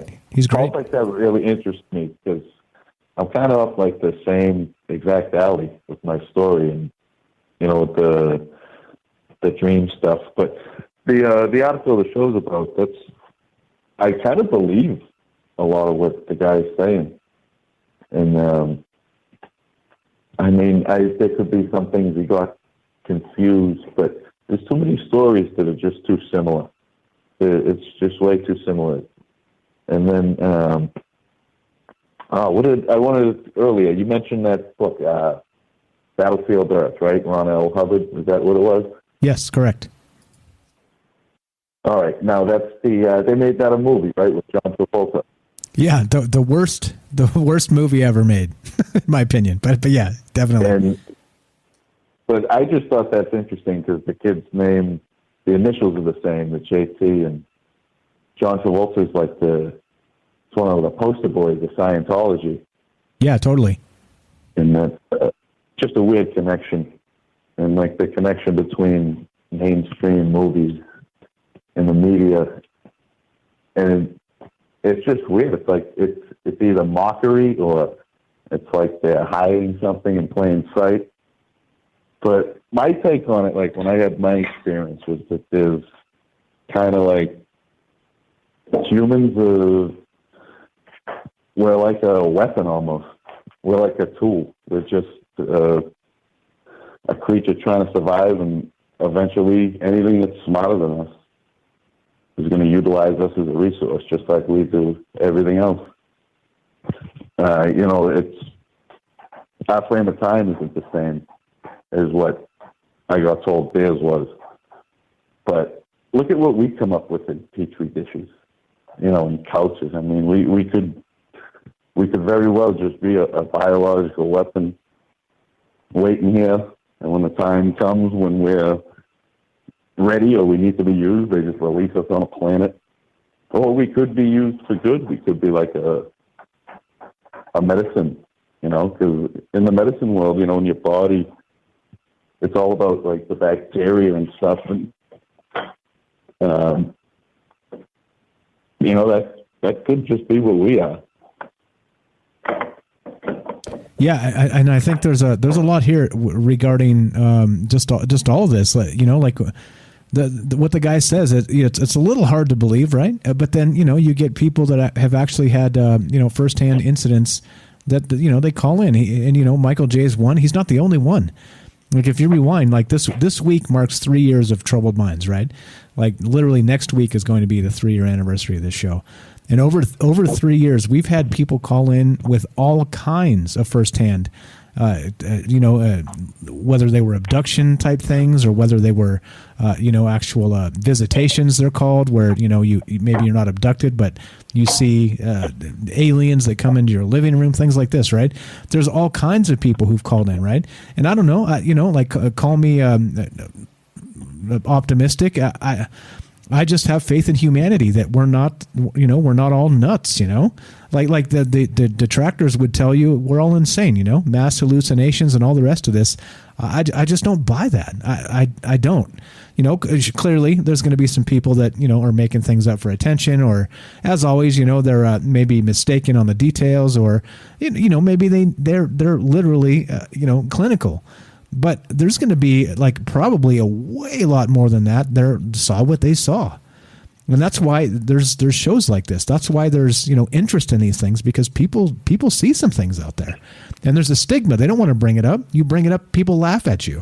They're making jokes in the chat there about, alien probes and these things, It's like, really? I mean, that's not encouraging people to kind of come forward if these things actually happen. I mean, Robert here in chat, what's up, Robert, says on Facebook, what the aliens do sexually to abductees would be considered rape down here. And that's completely true, right? It's completely true. So, yeah, I mean, nuts, crazy stuff here. We got a call behind you on Discord here. So let's get a final thought from you, and we'll keep on trucking with the phone calls. You were the best. You're tired tonight. Why don't you just smoke something and kick back and hang out with us? That's what I'm going to have to do. All right. But you know what? I told my story before about how I'm positive that there's another dimension here, and I've been there several times. And I don't know if you want me to call tomorrow. Actually, I can do it quick now, but I've had them do terrible things to me. Would you like to hear the worst thing that's happened to me? Yeah, sure. Let's do that. That I remember.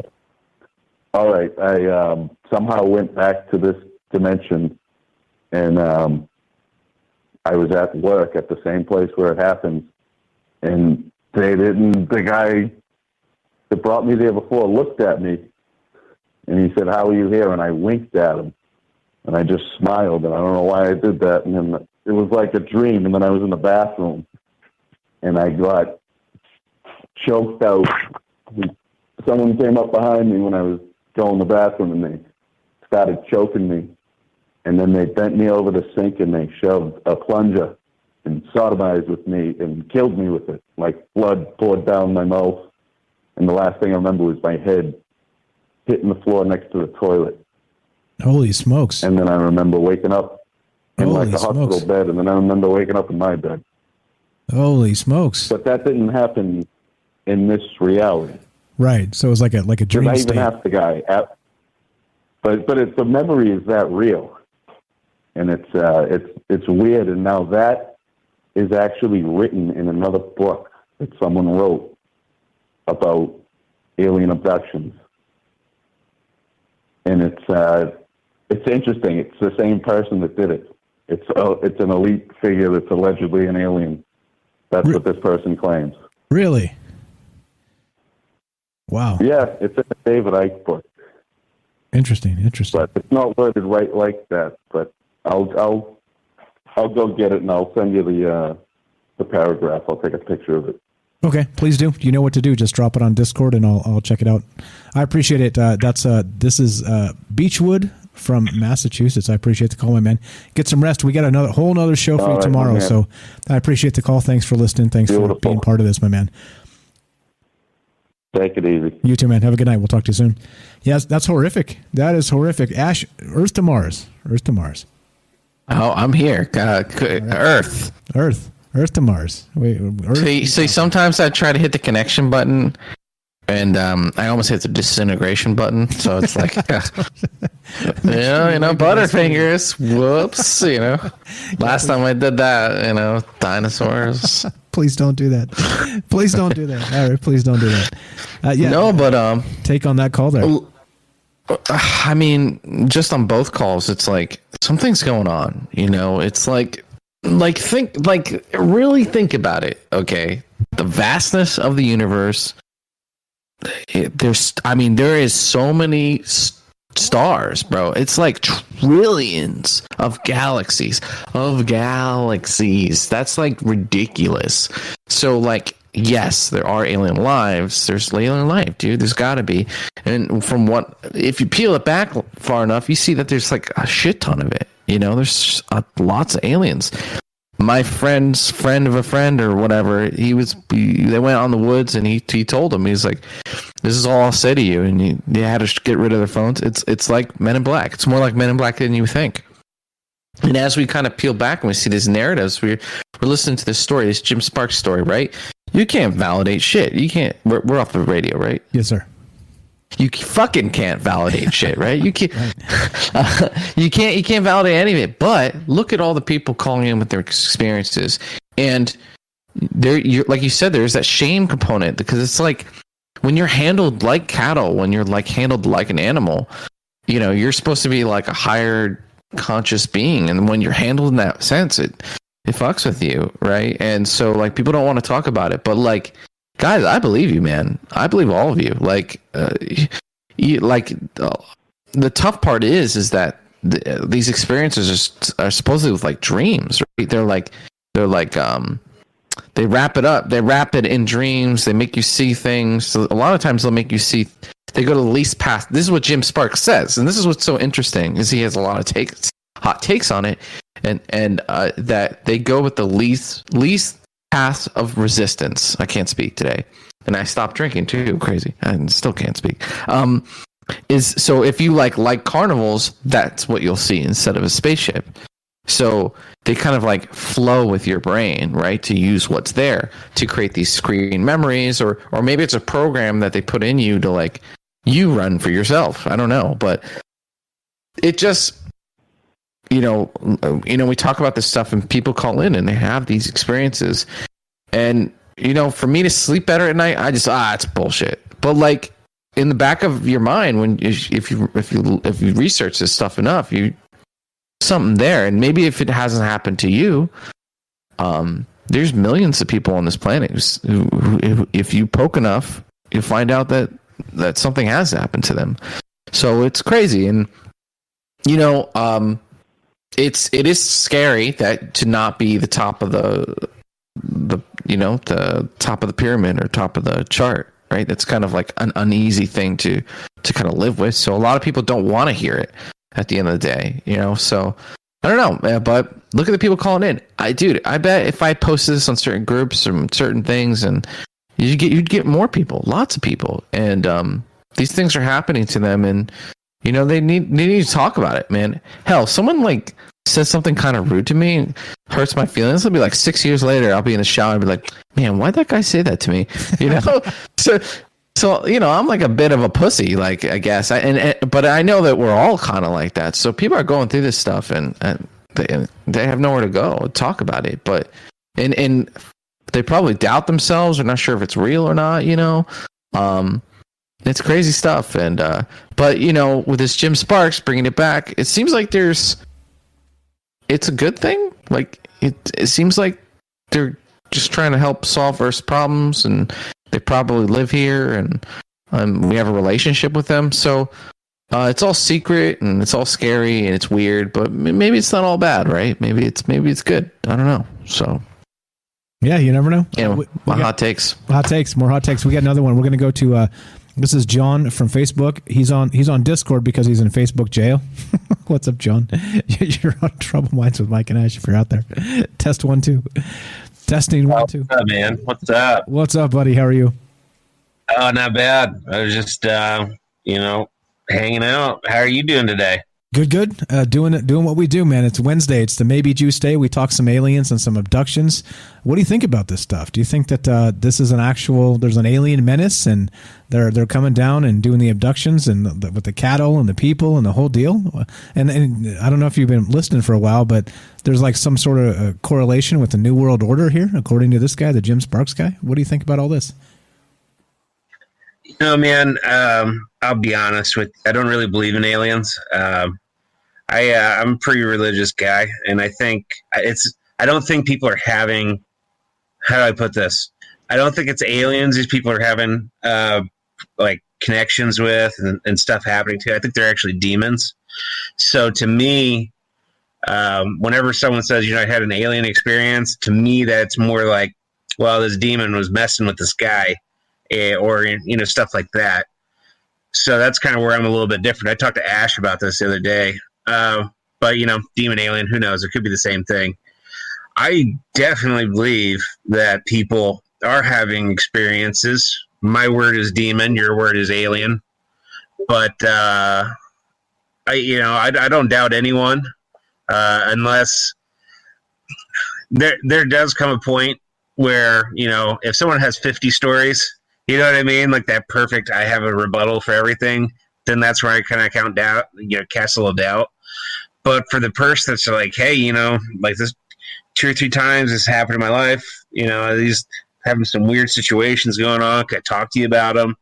And I kind of put it in the same category as like, my grandfather, who's a Vietnam vet.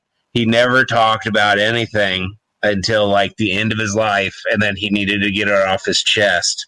And that's when I kind of take the situations way more serious, is when it's someone who's older, who's been holding on to it for a long time. But for me, I think when you guys are talking about reptilians in the center of the earth, to me that sounds like hell, just full on out there. And when you get out to space and all that stuff, I really just think we're looking at a bunch of demons messing with people. Yeah, no, I think there's some merit to that. Like, kind of why I brought up that succubus, right?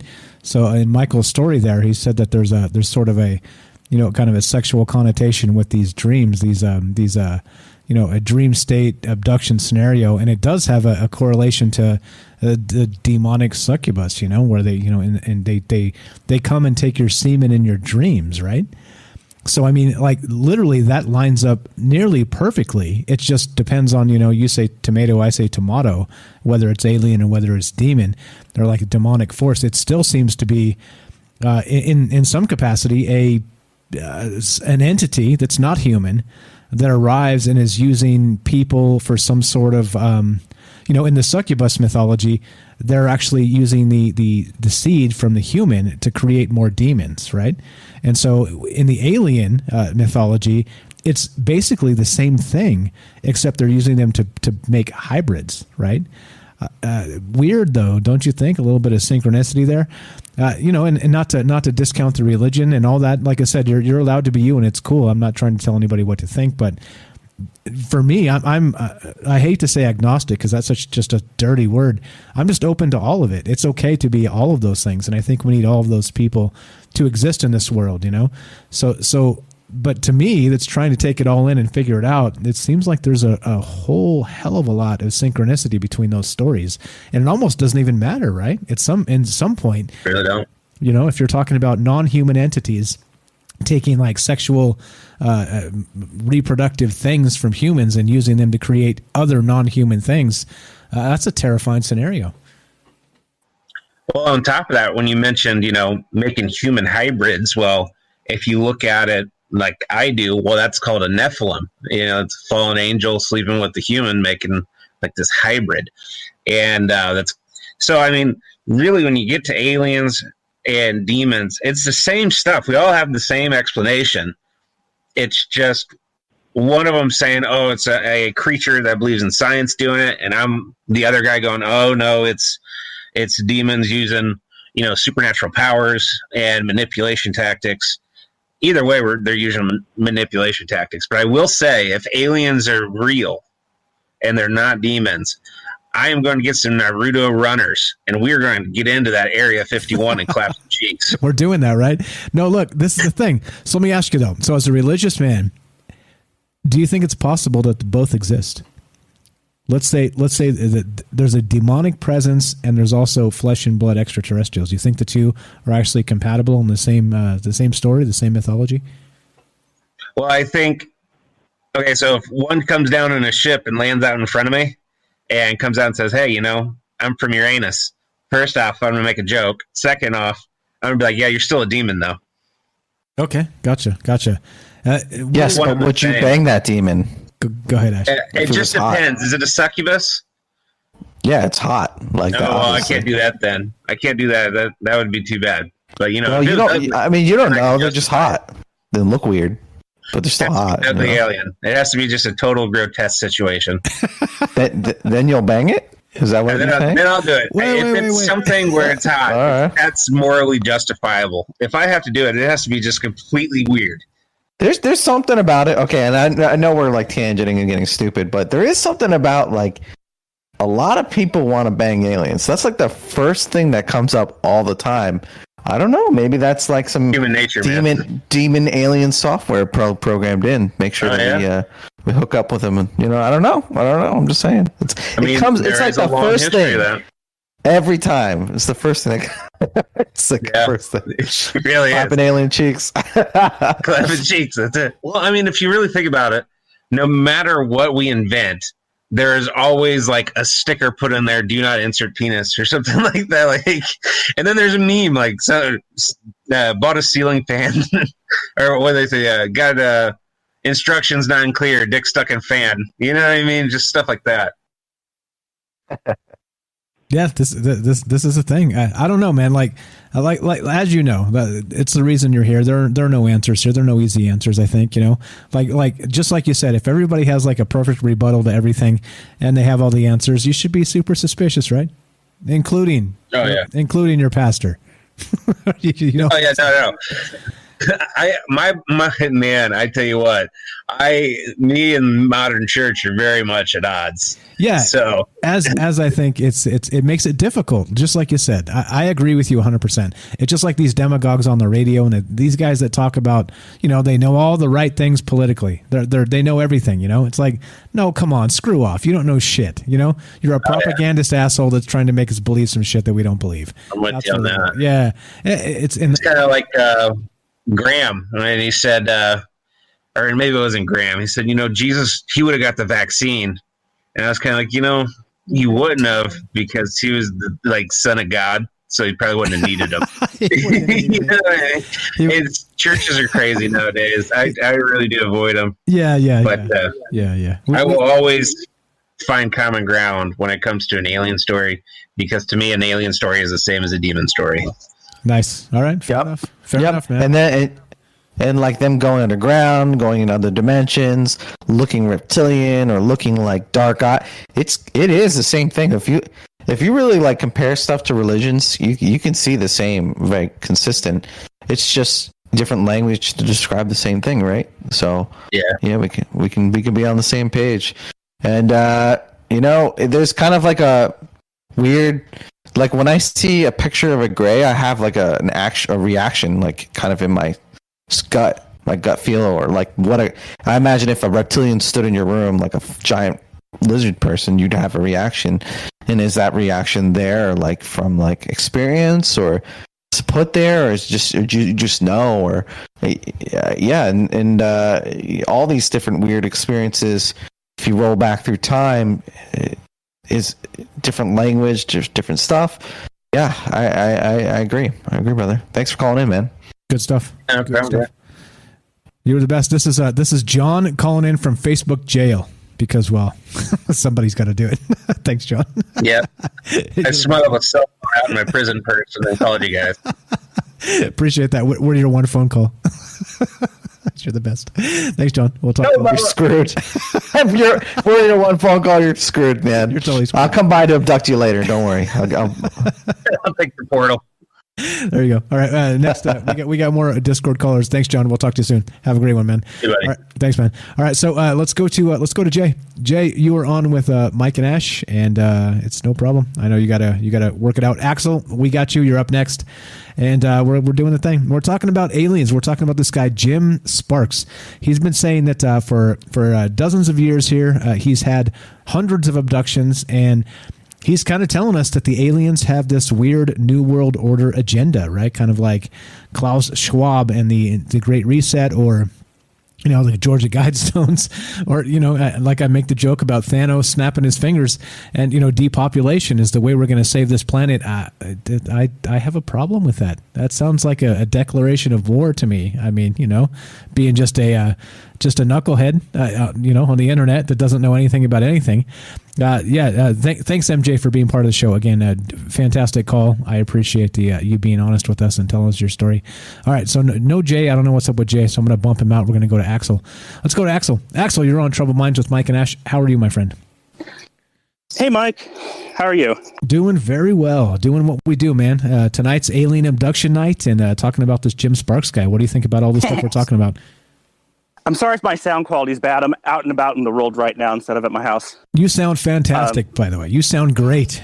I would never know if you didn't tell me. The last caller was bringing up the Nephilim. That's actually kind of connected to Jim Sparks. My understanding is like later in his life, he got very obsessed with the Book of Enoch, which is like the most full description of like what the Nephilim were up to. And so maybe he was making those connections too. Yeah, so basically, like we're saying, kind of like the alien demon is basically just your vernacular, right? It just depends on what you want to call these things. It seems like they're doing similar things. Well, I mean, as the last caller pointed out, the Nephilim story is, these otherworldly beings coming to Earth and creating hybrids, and then God wipes them all out, if I remember correctly, but in the flood. Hey, man, every 10,000 years or so, you got to have a flood. You know what I'm saying? That's what I've been told. that's hey, man. It's written in stone, brother. It's written in stone. But yeah, so do you think there's any merit to this? Do you think this is all science fiction, or do you think there's actually something to this? I've been listening to about 80% of tonight, but other than that, I'm just not very familiar with Jim. I was calling in. Well, I was going to call in to talk about wildlife management. But if we're going to talk about alien experiences, I actually had my own alien dream since the last time we talked, and we were talking about lucid dreaming, so I can tell you about that. Sure. And I'd also, before we get into that, just real quick, I would also like to hear your take, if you have time, on that wildlife management, because it was a great comment. But yeah, go right ahead, sir. Well, okay, let's do wildlife management first. That's quick. I was just thinking that, I always try and take this stuff seriously, and so the question is, what if the aliens are right in the sense that, maybe humanity really is going to wipe itself out, and then you're starting to look at how many of these people can we realistically save, and who else would you work with except the people that already have power? That's a great point. I think that's a great point. It would have to be the knuckleheads in power, unfortunately. Imagine if they showed up on your doorstep or my doorstep. They're like, knock, knock, knock, Michael Strange.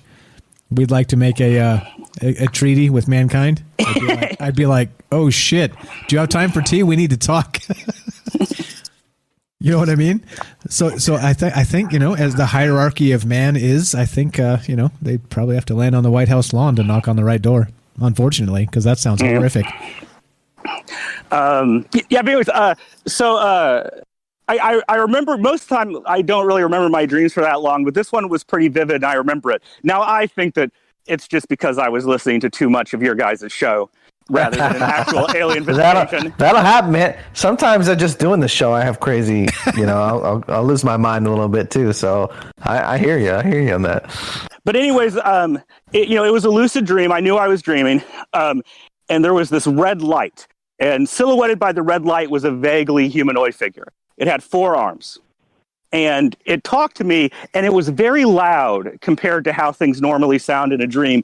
And not only that, but I felt, this is why I remembered, I felt like I could actually hear it. Like, normally if you're hearing noise in a dream, it feels different than if you're really hearing something. But I could feel that my ears were registering it, which is not normally what happens when you have a dream voice.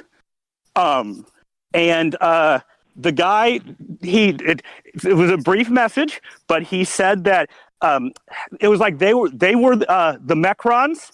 They're from the other side of the Horsehead Nebula. It's about 1,000 light years away. I looked it up afterwards, and that they were coming.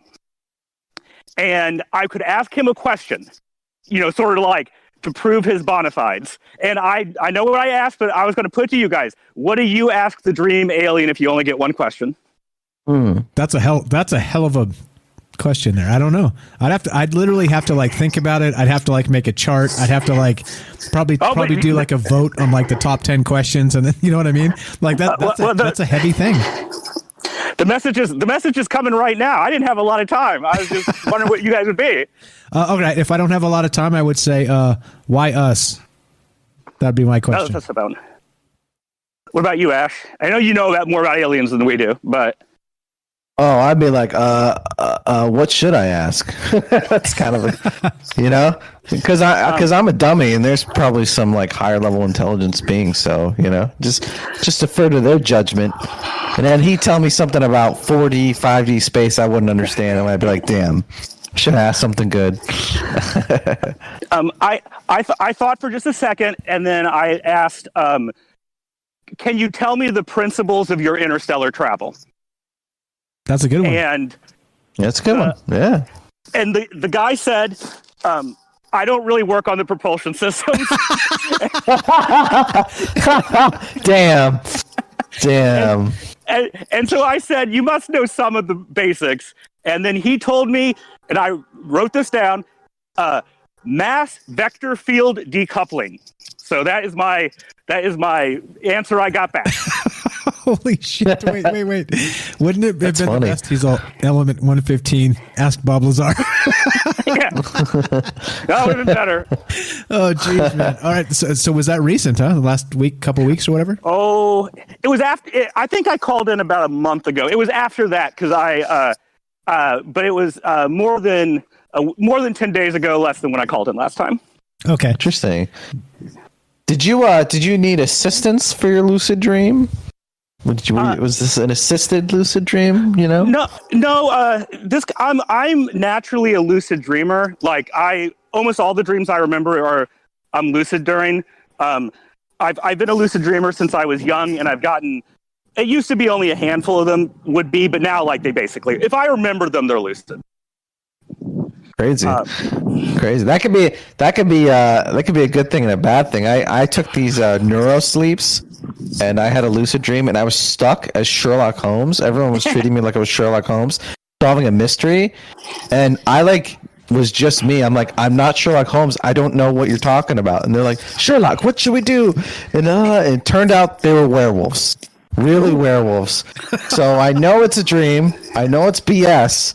But it doesn't matter. I can't escape. It's lucid, and they're actually werewolves, and they're breaking down the door. And yeah, that was my last lucid dream experience. So I like I said, I've been doing it for decades, so I'm quite good at manipulating my dreams. So I normally just roll with the punches. God mode. You're God mode. Gotcha. You just cheats. You put the cheat codes into the game. I also can wake myself up from sleeping pretty easily if I'm in a lucid dream. So I can hit the abort button normally if I want to wake up.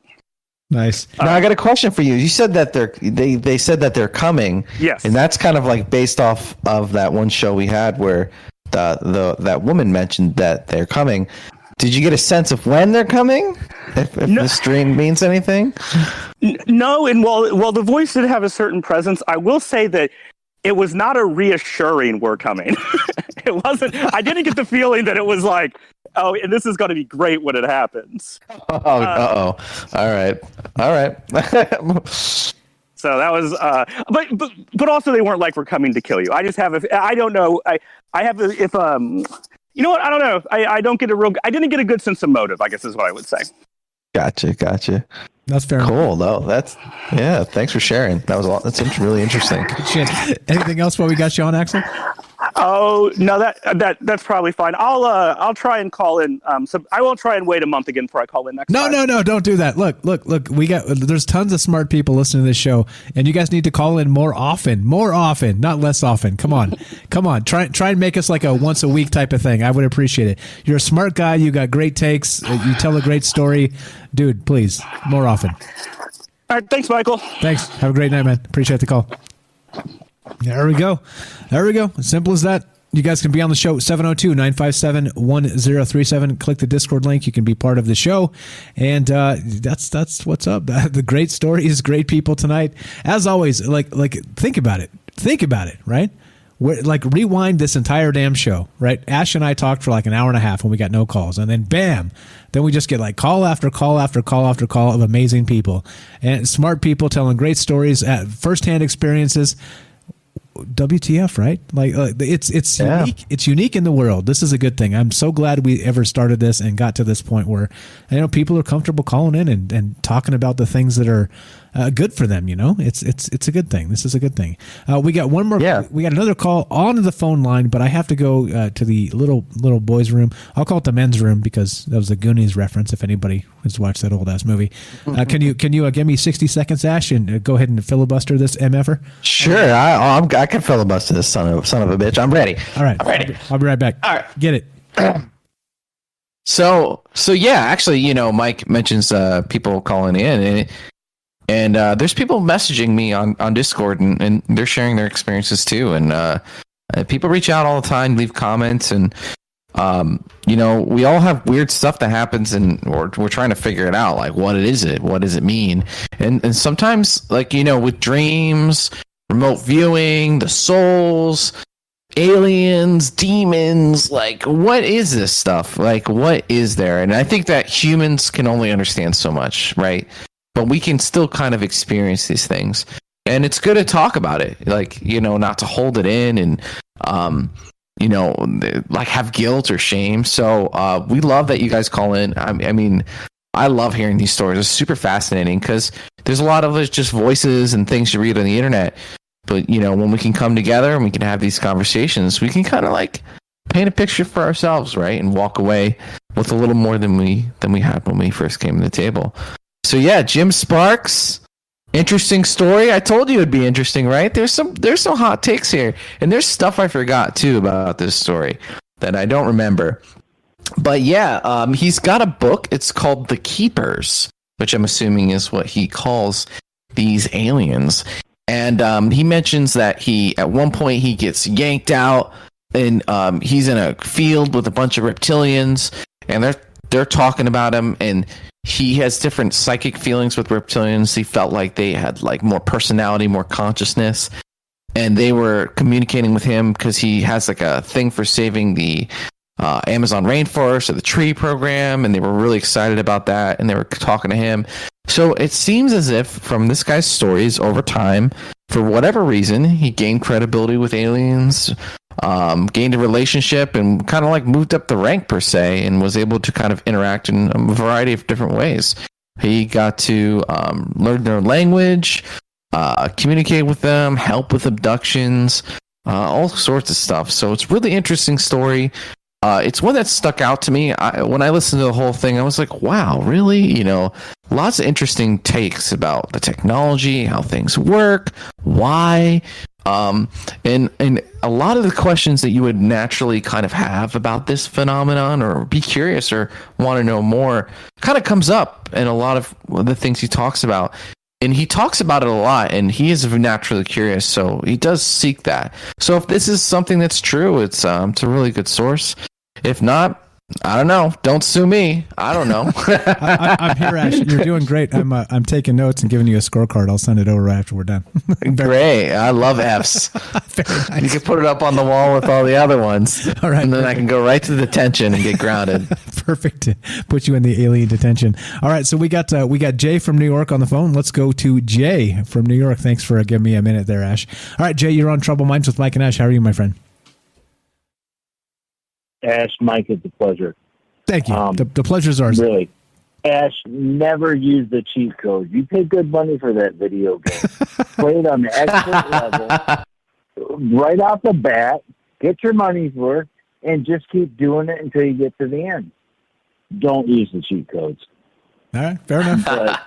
Good advice. Segue back to what was going on with the show, with the alien abductions and stuff like that. I have a really close secondhand experience with that.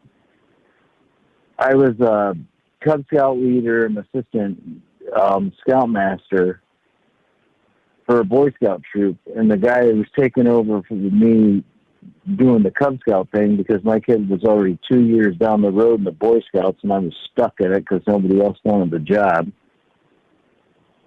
Great guy and everything else like that. went out hunting one day, came back, minor injuries. His first memory was waking up in his truck driving to home on his GPS.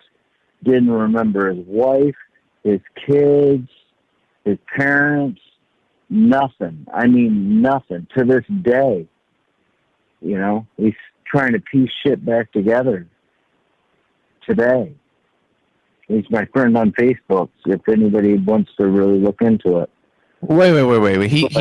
He went out in the woods, and then he like kind of comes to. He's in his car, and he doesn't remember his friends, his family. He was driving his car to GPS. He was driving his car to home on GPS. His car was set. Go home on GPS. He got home.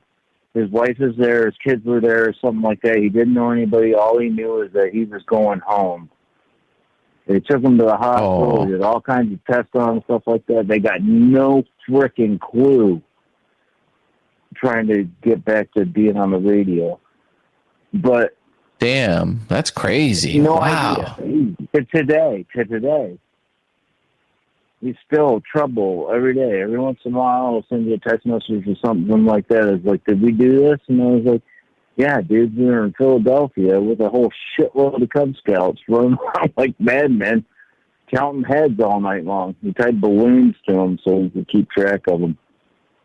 So do you think like the aliens grabbed them, they were abducting them, and then they were like, one of them used the device and tripped, and they're like, oh no, just put him back. Well, oh no.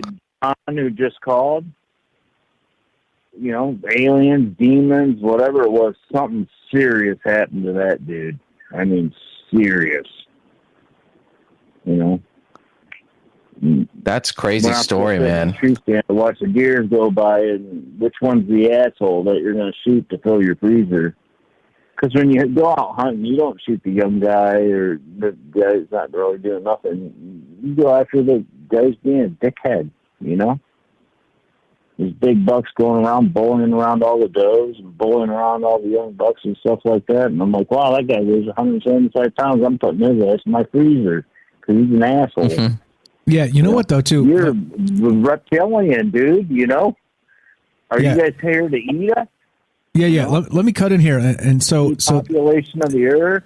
This is part of the problem, I think, with a lot of this, is that there's, you know, in instances like this, like you said, whether it's like an alien or a, you know, whether he had like an aneurysm, you know, like a minor aneurysm, or, you know what I'm saying? Like whether it's a medical thing or whether it's an alien or a demon or something happened, right? There's real trauma involved with this stuff. And I think that's part of why it's important to be able to talk about this in an open forum and give us a fake name. It's fine, you know, like you don't have to be you can be somebody else and just kind of get it off your chest of these are the things that happened, right? But there's real trauma with this stuff, man. Like these things happen to people, and whatever these quote, these things are, they happen to people and they change their lives forever, right? They turn them into a shell of their former self and they have to live with it forever for the rest of their mortal life. And, you know, I think it's worth mentioning, like that's horrible that happened. Whatever happened to that guy, whatever that was, right? It's terrifying. And if it can happen to somebody randomly, you snap your fingers, it could happen to you. It could happen to me. And again, you know, I think it's worth talking about. This is crazy stuff. What happened to him? Did he recover and get all that back, or what happened? No, no. His kid was 7 years old. He was a wolf scout. I went over to his house because he missed it because, you know, mom was working and dad was home jelly beaned, and he earned his badge and he deserved it. So I went over to his house to see him and dropped it off and talked to his dad, and he had no idea. I mean, I cooked hamburgers for, you know, 25, 30 Cub Scouts and all their parents and everything else like that with the guy. I mean, we were talking about baseball games and we were friends. We went camping and stuff together. He had he still has no idea who I am, other than the fact from 3 years ago, maybe even 4 years ago. I'm old now, so you lose track of time, but he has no idea that he knows me.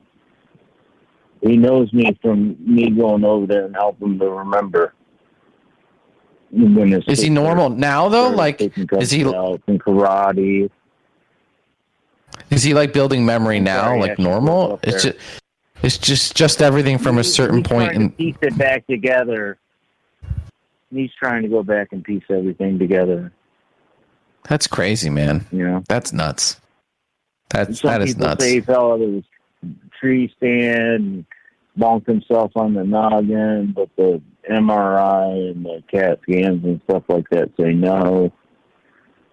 He just, I don't know, he blipped. He had a 20-second timeout somewhere in there and lost, I don't know.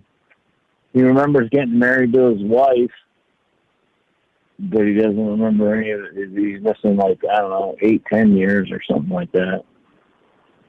It's not. Okay, I'm joking. Okay, so I'm going to preface it this. But what if he's just pretending because he doesn't want to be friends anymore? And they're like, oh, no, he's coming over again. Oh, yeah, I don't know what's going on.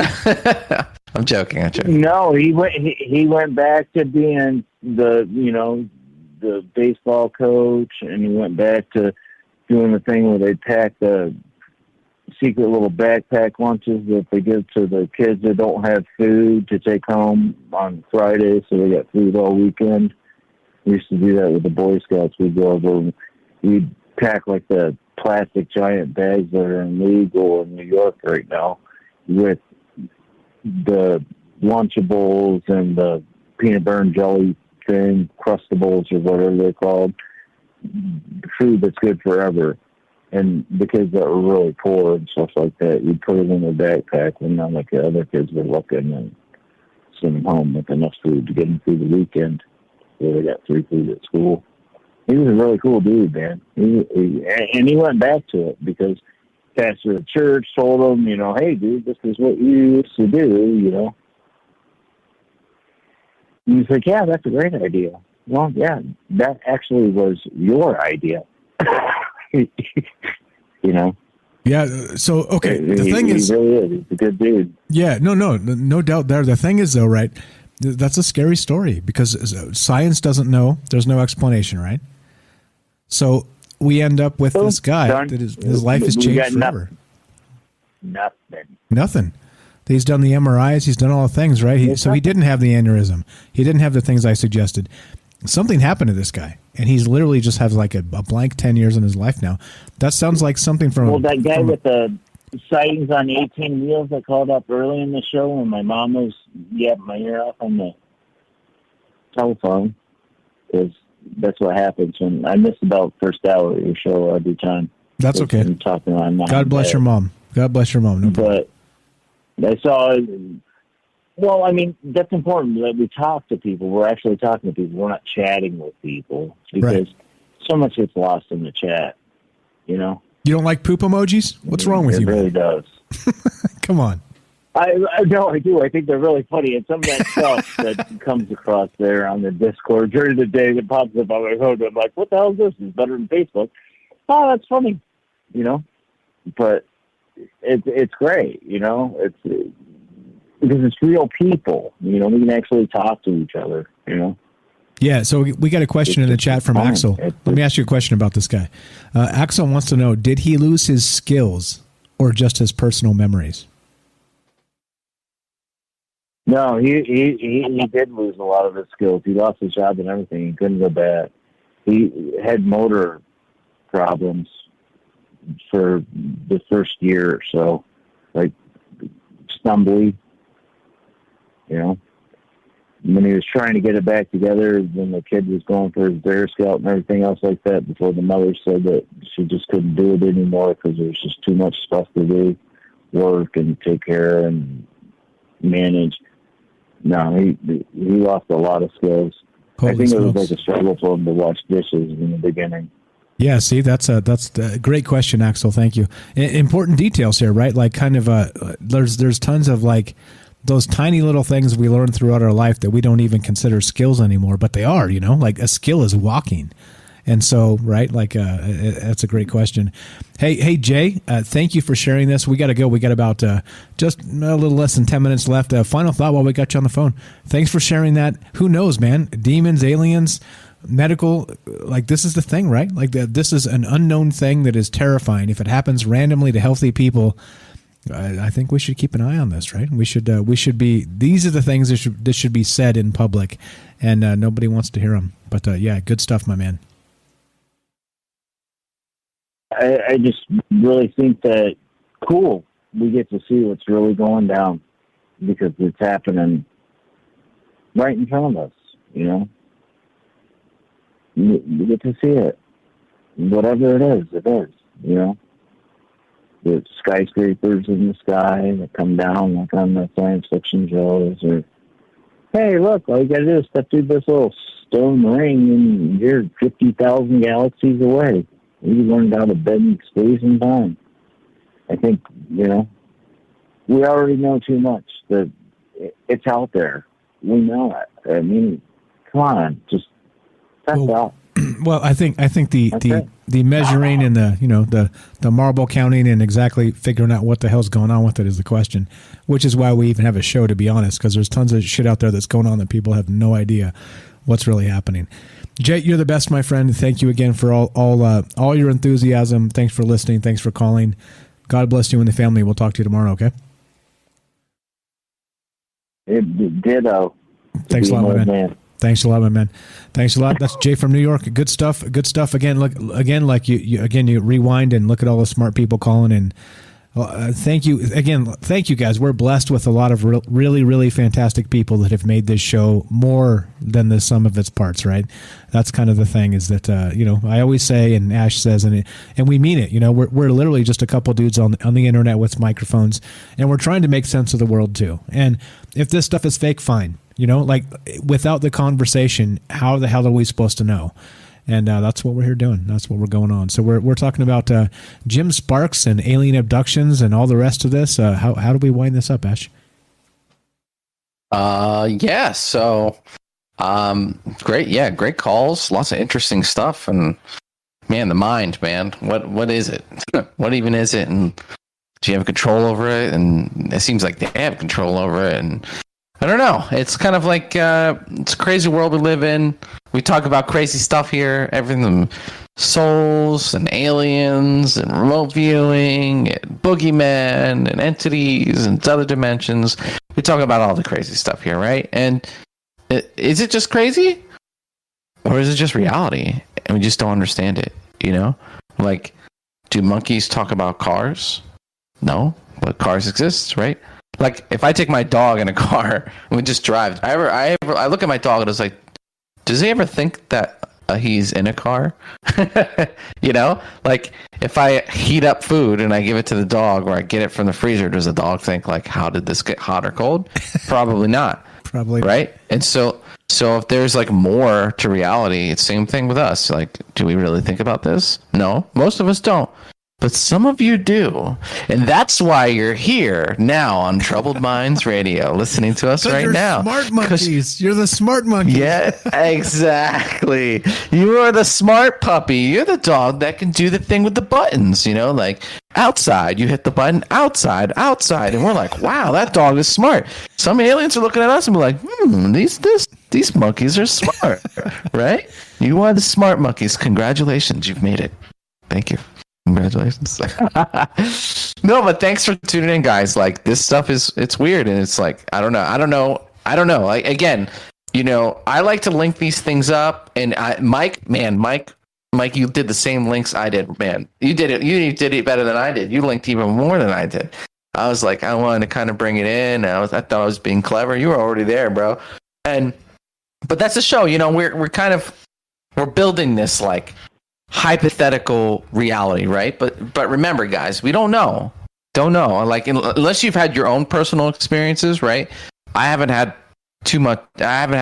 really much that could really push me over. But man, I'm still curious as to what's out there. So I keep this, like, hypothetical reality of, like, fucking werewolves and demons and aliens and stuff, and I keep it. But you also have to operate in the real world, and I think that's, like, an important thing to point out. And so, just like with this Jim Sparks story, put it up on the wall, right? Let's put it up on the wall. Let's make comparison circles to other things. I think it's a really interesting story. And from all these common things, there's kind of a narrative building, right? It connects to like what's going on now. And I think as the years go by, we'll get even more validation, or we'll pull away from it. I don't know, but so we're all in it together. We got the Agenda 2030, COVID, all this stuff going on, and we'll do our best to kind of like be aware of stuff, and we're all on the same team. And love you guys. Thanks for calling in. Appreciate you. Exactly right. And thanks for listening. Thanks for, again, all the chat, all the good stuff. Thanks for sharing the show. Like I said, you guys know I appreciate you a lot. We're at the very end. We're like at the bitter end of this. The fingernails clinging to the time as it slips by, right? And you guys are still here listening. You think about that. Like, there's some people like don't even have like a TikTok attention span. You can't get through like a 12-second video, right? Except here we are 3 freaking hours later, and you guys are like, go longer. You know what I'm saying? It's like it's validation in so many ways that there are bigger questions in this world. And nobody's asking them. Nobody's talking about them. And, and again, like John from Facebook Jail called in earlier. And, I'm not particularly religious, but it's still, we were able to have a conversation, right, regarding the exact same things, just kind of agreeing that maybe the vernacular is a little bit different. It's incredible. Like when you open your mind to the possibilities of what's actually happening. And, I see you, Tam. What's up, Tam? I can see Tam's comments. Yes, Tam from South Africa. Sorry, we got caught up on a bunch of things. I didn't say hi to the people in chat as they come. I like to do that for everybody. I got ECAT on YouTube as well. Danny Boy. We got lots of people I haven't said hi to. Kind of as we get to the end, we kind of try and smash a bunch of information in. But you get what I'm saying, right? There's like an entire, like the world views of people, right? Like how many billions of people are on this planet? There's literally that many worldviews. It's literally billions of worldviews. And so I'm not suggesting any one of them is correct. Of course, you know that about me. We're not trying to do that. We're not trying to like beat the wardrobe. Well, we just think that there can be better things for us in the end. But if we can't get past our stupid petty differences, then what's the point? And that's really what this is all about. That's really what this show is all about. It's what it's always been about, and that's what we're here doing. So, yeah. Sorry, Tam. Yeah, sorry, chat, if I did. Kelly, we got some good stuff in the chat. I just didn't acknowledge it because we had so many good callers and so much stuff to cover. But, yeah, so back to this, right, the alien abduction phenomena. This guy, Jim Sparks, right? We'll like Ash said, we'll put the data point on the board. We'll consider it noted, and we'll continue trucking. We'll continue talking about some crazy stuff because it's what we do, right? Like, who knows the nature of reality? The nature of our reality is what we process through the gray matter between our ears, which is under attack constantly by what? By the propaganda media, right? By the government, by all the things that we always talk about. It's under attack. And so that's the point, meaning that somebody out there is doing a lot of work and spending a lot of time and money to make you believe some bullshit that is not true. And it's important. This is important stuff, guys. Again, like I said, we wouldn't have ever started this if we didn't think it was an important project. And here we are. Next week is 3 years of Troubled Minds. Can you freaking believe it? 3 full fucking years. How about that, Ash? That's amazing, man. Man, gotta rethink my life. No, I'm joking. Right? No, it's great.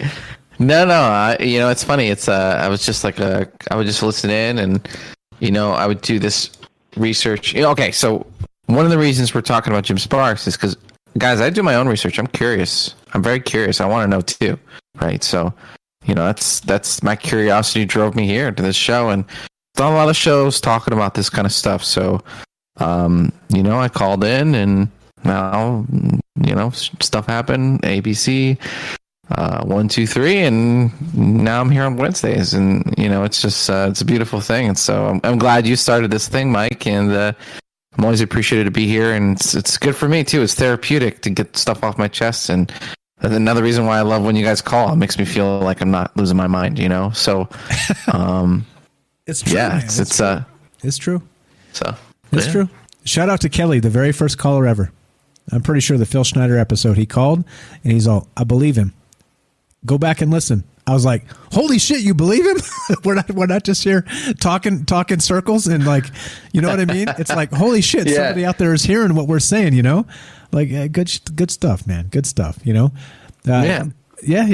It's all good. It's all good. All right, so this is the thing. At the bitter end, with your fingernails on the concrete as the time takes off and it's 3 hours in, you're still here listening. And honestly, we're honored for that. Thank you. It means a lot. There's a lot of information we need to talk about and think about, and we'll continue doing it. We'll continue doing our best to bring it to you. And like I said, please don't ever take the things we say as fact. This is a post-truth world, and you should spend some time kind of going through what these things really mean. They may not mean anything at all, right? They may. Right? No. Yeah. True. So that's it literally could be a disinformation campaign. It could just be crazy people. Like you never know, right? And like I said earlier, just throw it up on the board. You know, throw it up on the board with us. I would hate to steer anyone in the wrong direction. You know, think of it as like, and I know the same with you, Mike. Think of it like, that's weird? That's a weird story, right? Like Jim Sparks, it's a weird story. You know, just keep tabs on it, and we'll see, right? But you know, if you kept tabs on Jim Sparks 10 years ago, right, and then you saw all the stuff that happened over the last 2 years, right, you'd be like, So anyway, it's just what we like to do here. Just keep tabs on stuff. That's exactly right. Let me turn this down because it's a little bit loud, but plug your channel, my friend. Do the thing. Let's do it. Let's do it, man. I'm Ash, the Reptilian from Mars. Check out my YouTube channel. I got a whole bunch of stuff cooking. Pretty much every show that we ever done, I'm like converting it into my own little episode, going little details and stuff. So, tune in, subscribe, please. It's a small little channel. It's growing pretty quick. Appreciate everyone who's called in. Appreciate you, Mike. Thanks for letting me come in here and say some crazy shit. And just love it here. Oh, shout outs to Bunny. I'll be there this Sunday in my full reptilian form. Literally, you'll see my face and you'll hear my reptilian voice. And, you can make some reptilian jokes. I saw that a lot in the chat. You guys love those jokes, so let's keep them coming. Again, I'm Ash, the Reptilian from Mars, so I'll be here next Wednesday. And let's do something other than aliens. We'll do something other than aliens, okay? Yeah, sounds good to me. Sounds good to me. Too many aliens. All right, here's the thing, though. There are no answers. I think in a post-truth world, the questions you ask are more important, and that's why we do this show. That's why we've always done this show. We'll continue to do this show. There are so many important things that get passed up by everything. The media, religion, the government, you name it. It's all part of the same system. And, if you're here listening at the bitter end, you understand it's a broken system, and they are using our information against us, our tax money against us, everything against us, even though when many of us have honest and open needs. It's not hard to figure out. And yet. Anyway, here's the deal. Tomorrow we will be back at 7 p.m. Pacific. We have Penny Bunny is going to be on the show. The Curious Bunny. She's going to be on the show tomorrow. We're going to have Joe from Florida, your favorite mortician. He's going to be on the show tomorrow as well. And we're going to be talking about glitch in the Matrix, the Mandela effect, and that type of stuff. So come back tomorrow and you'll get more of this. Go check out Penny Bunny, the Curious Bunny. Go follow Ash, the Reptilian from Mars. Tasha. Follow Tasha at, what is it? What is it? I think Many Subjects Answered. Thanks for moderating the chat, guys. You're the best. And thanks for hanging out with us. We're going to continue talking about these things. You can't shut us up. You can't stop us. You can only hope to contain us. And here we are as we finish. Be sure, be strong, be true.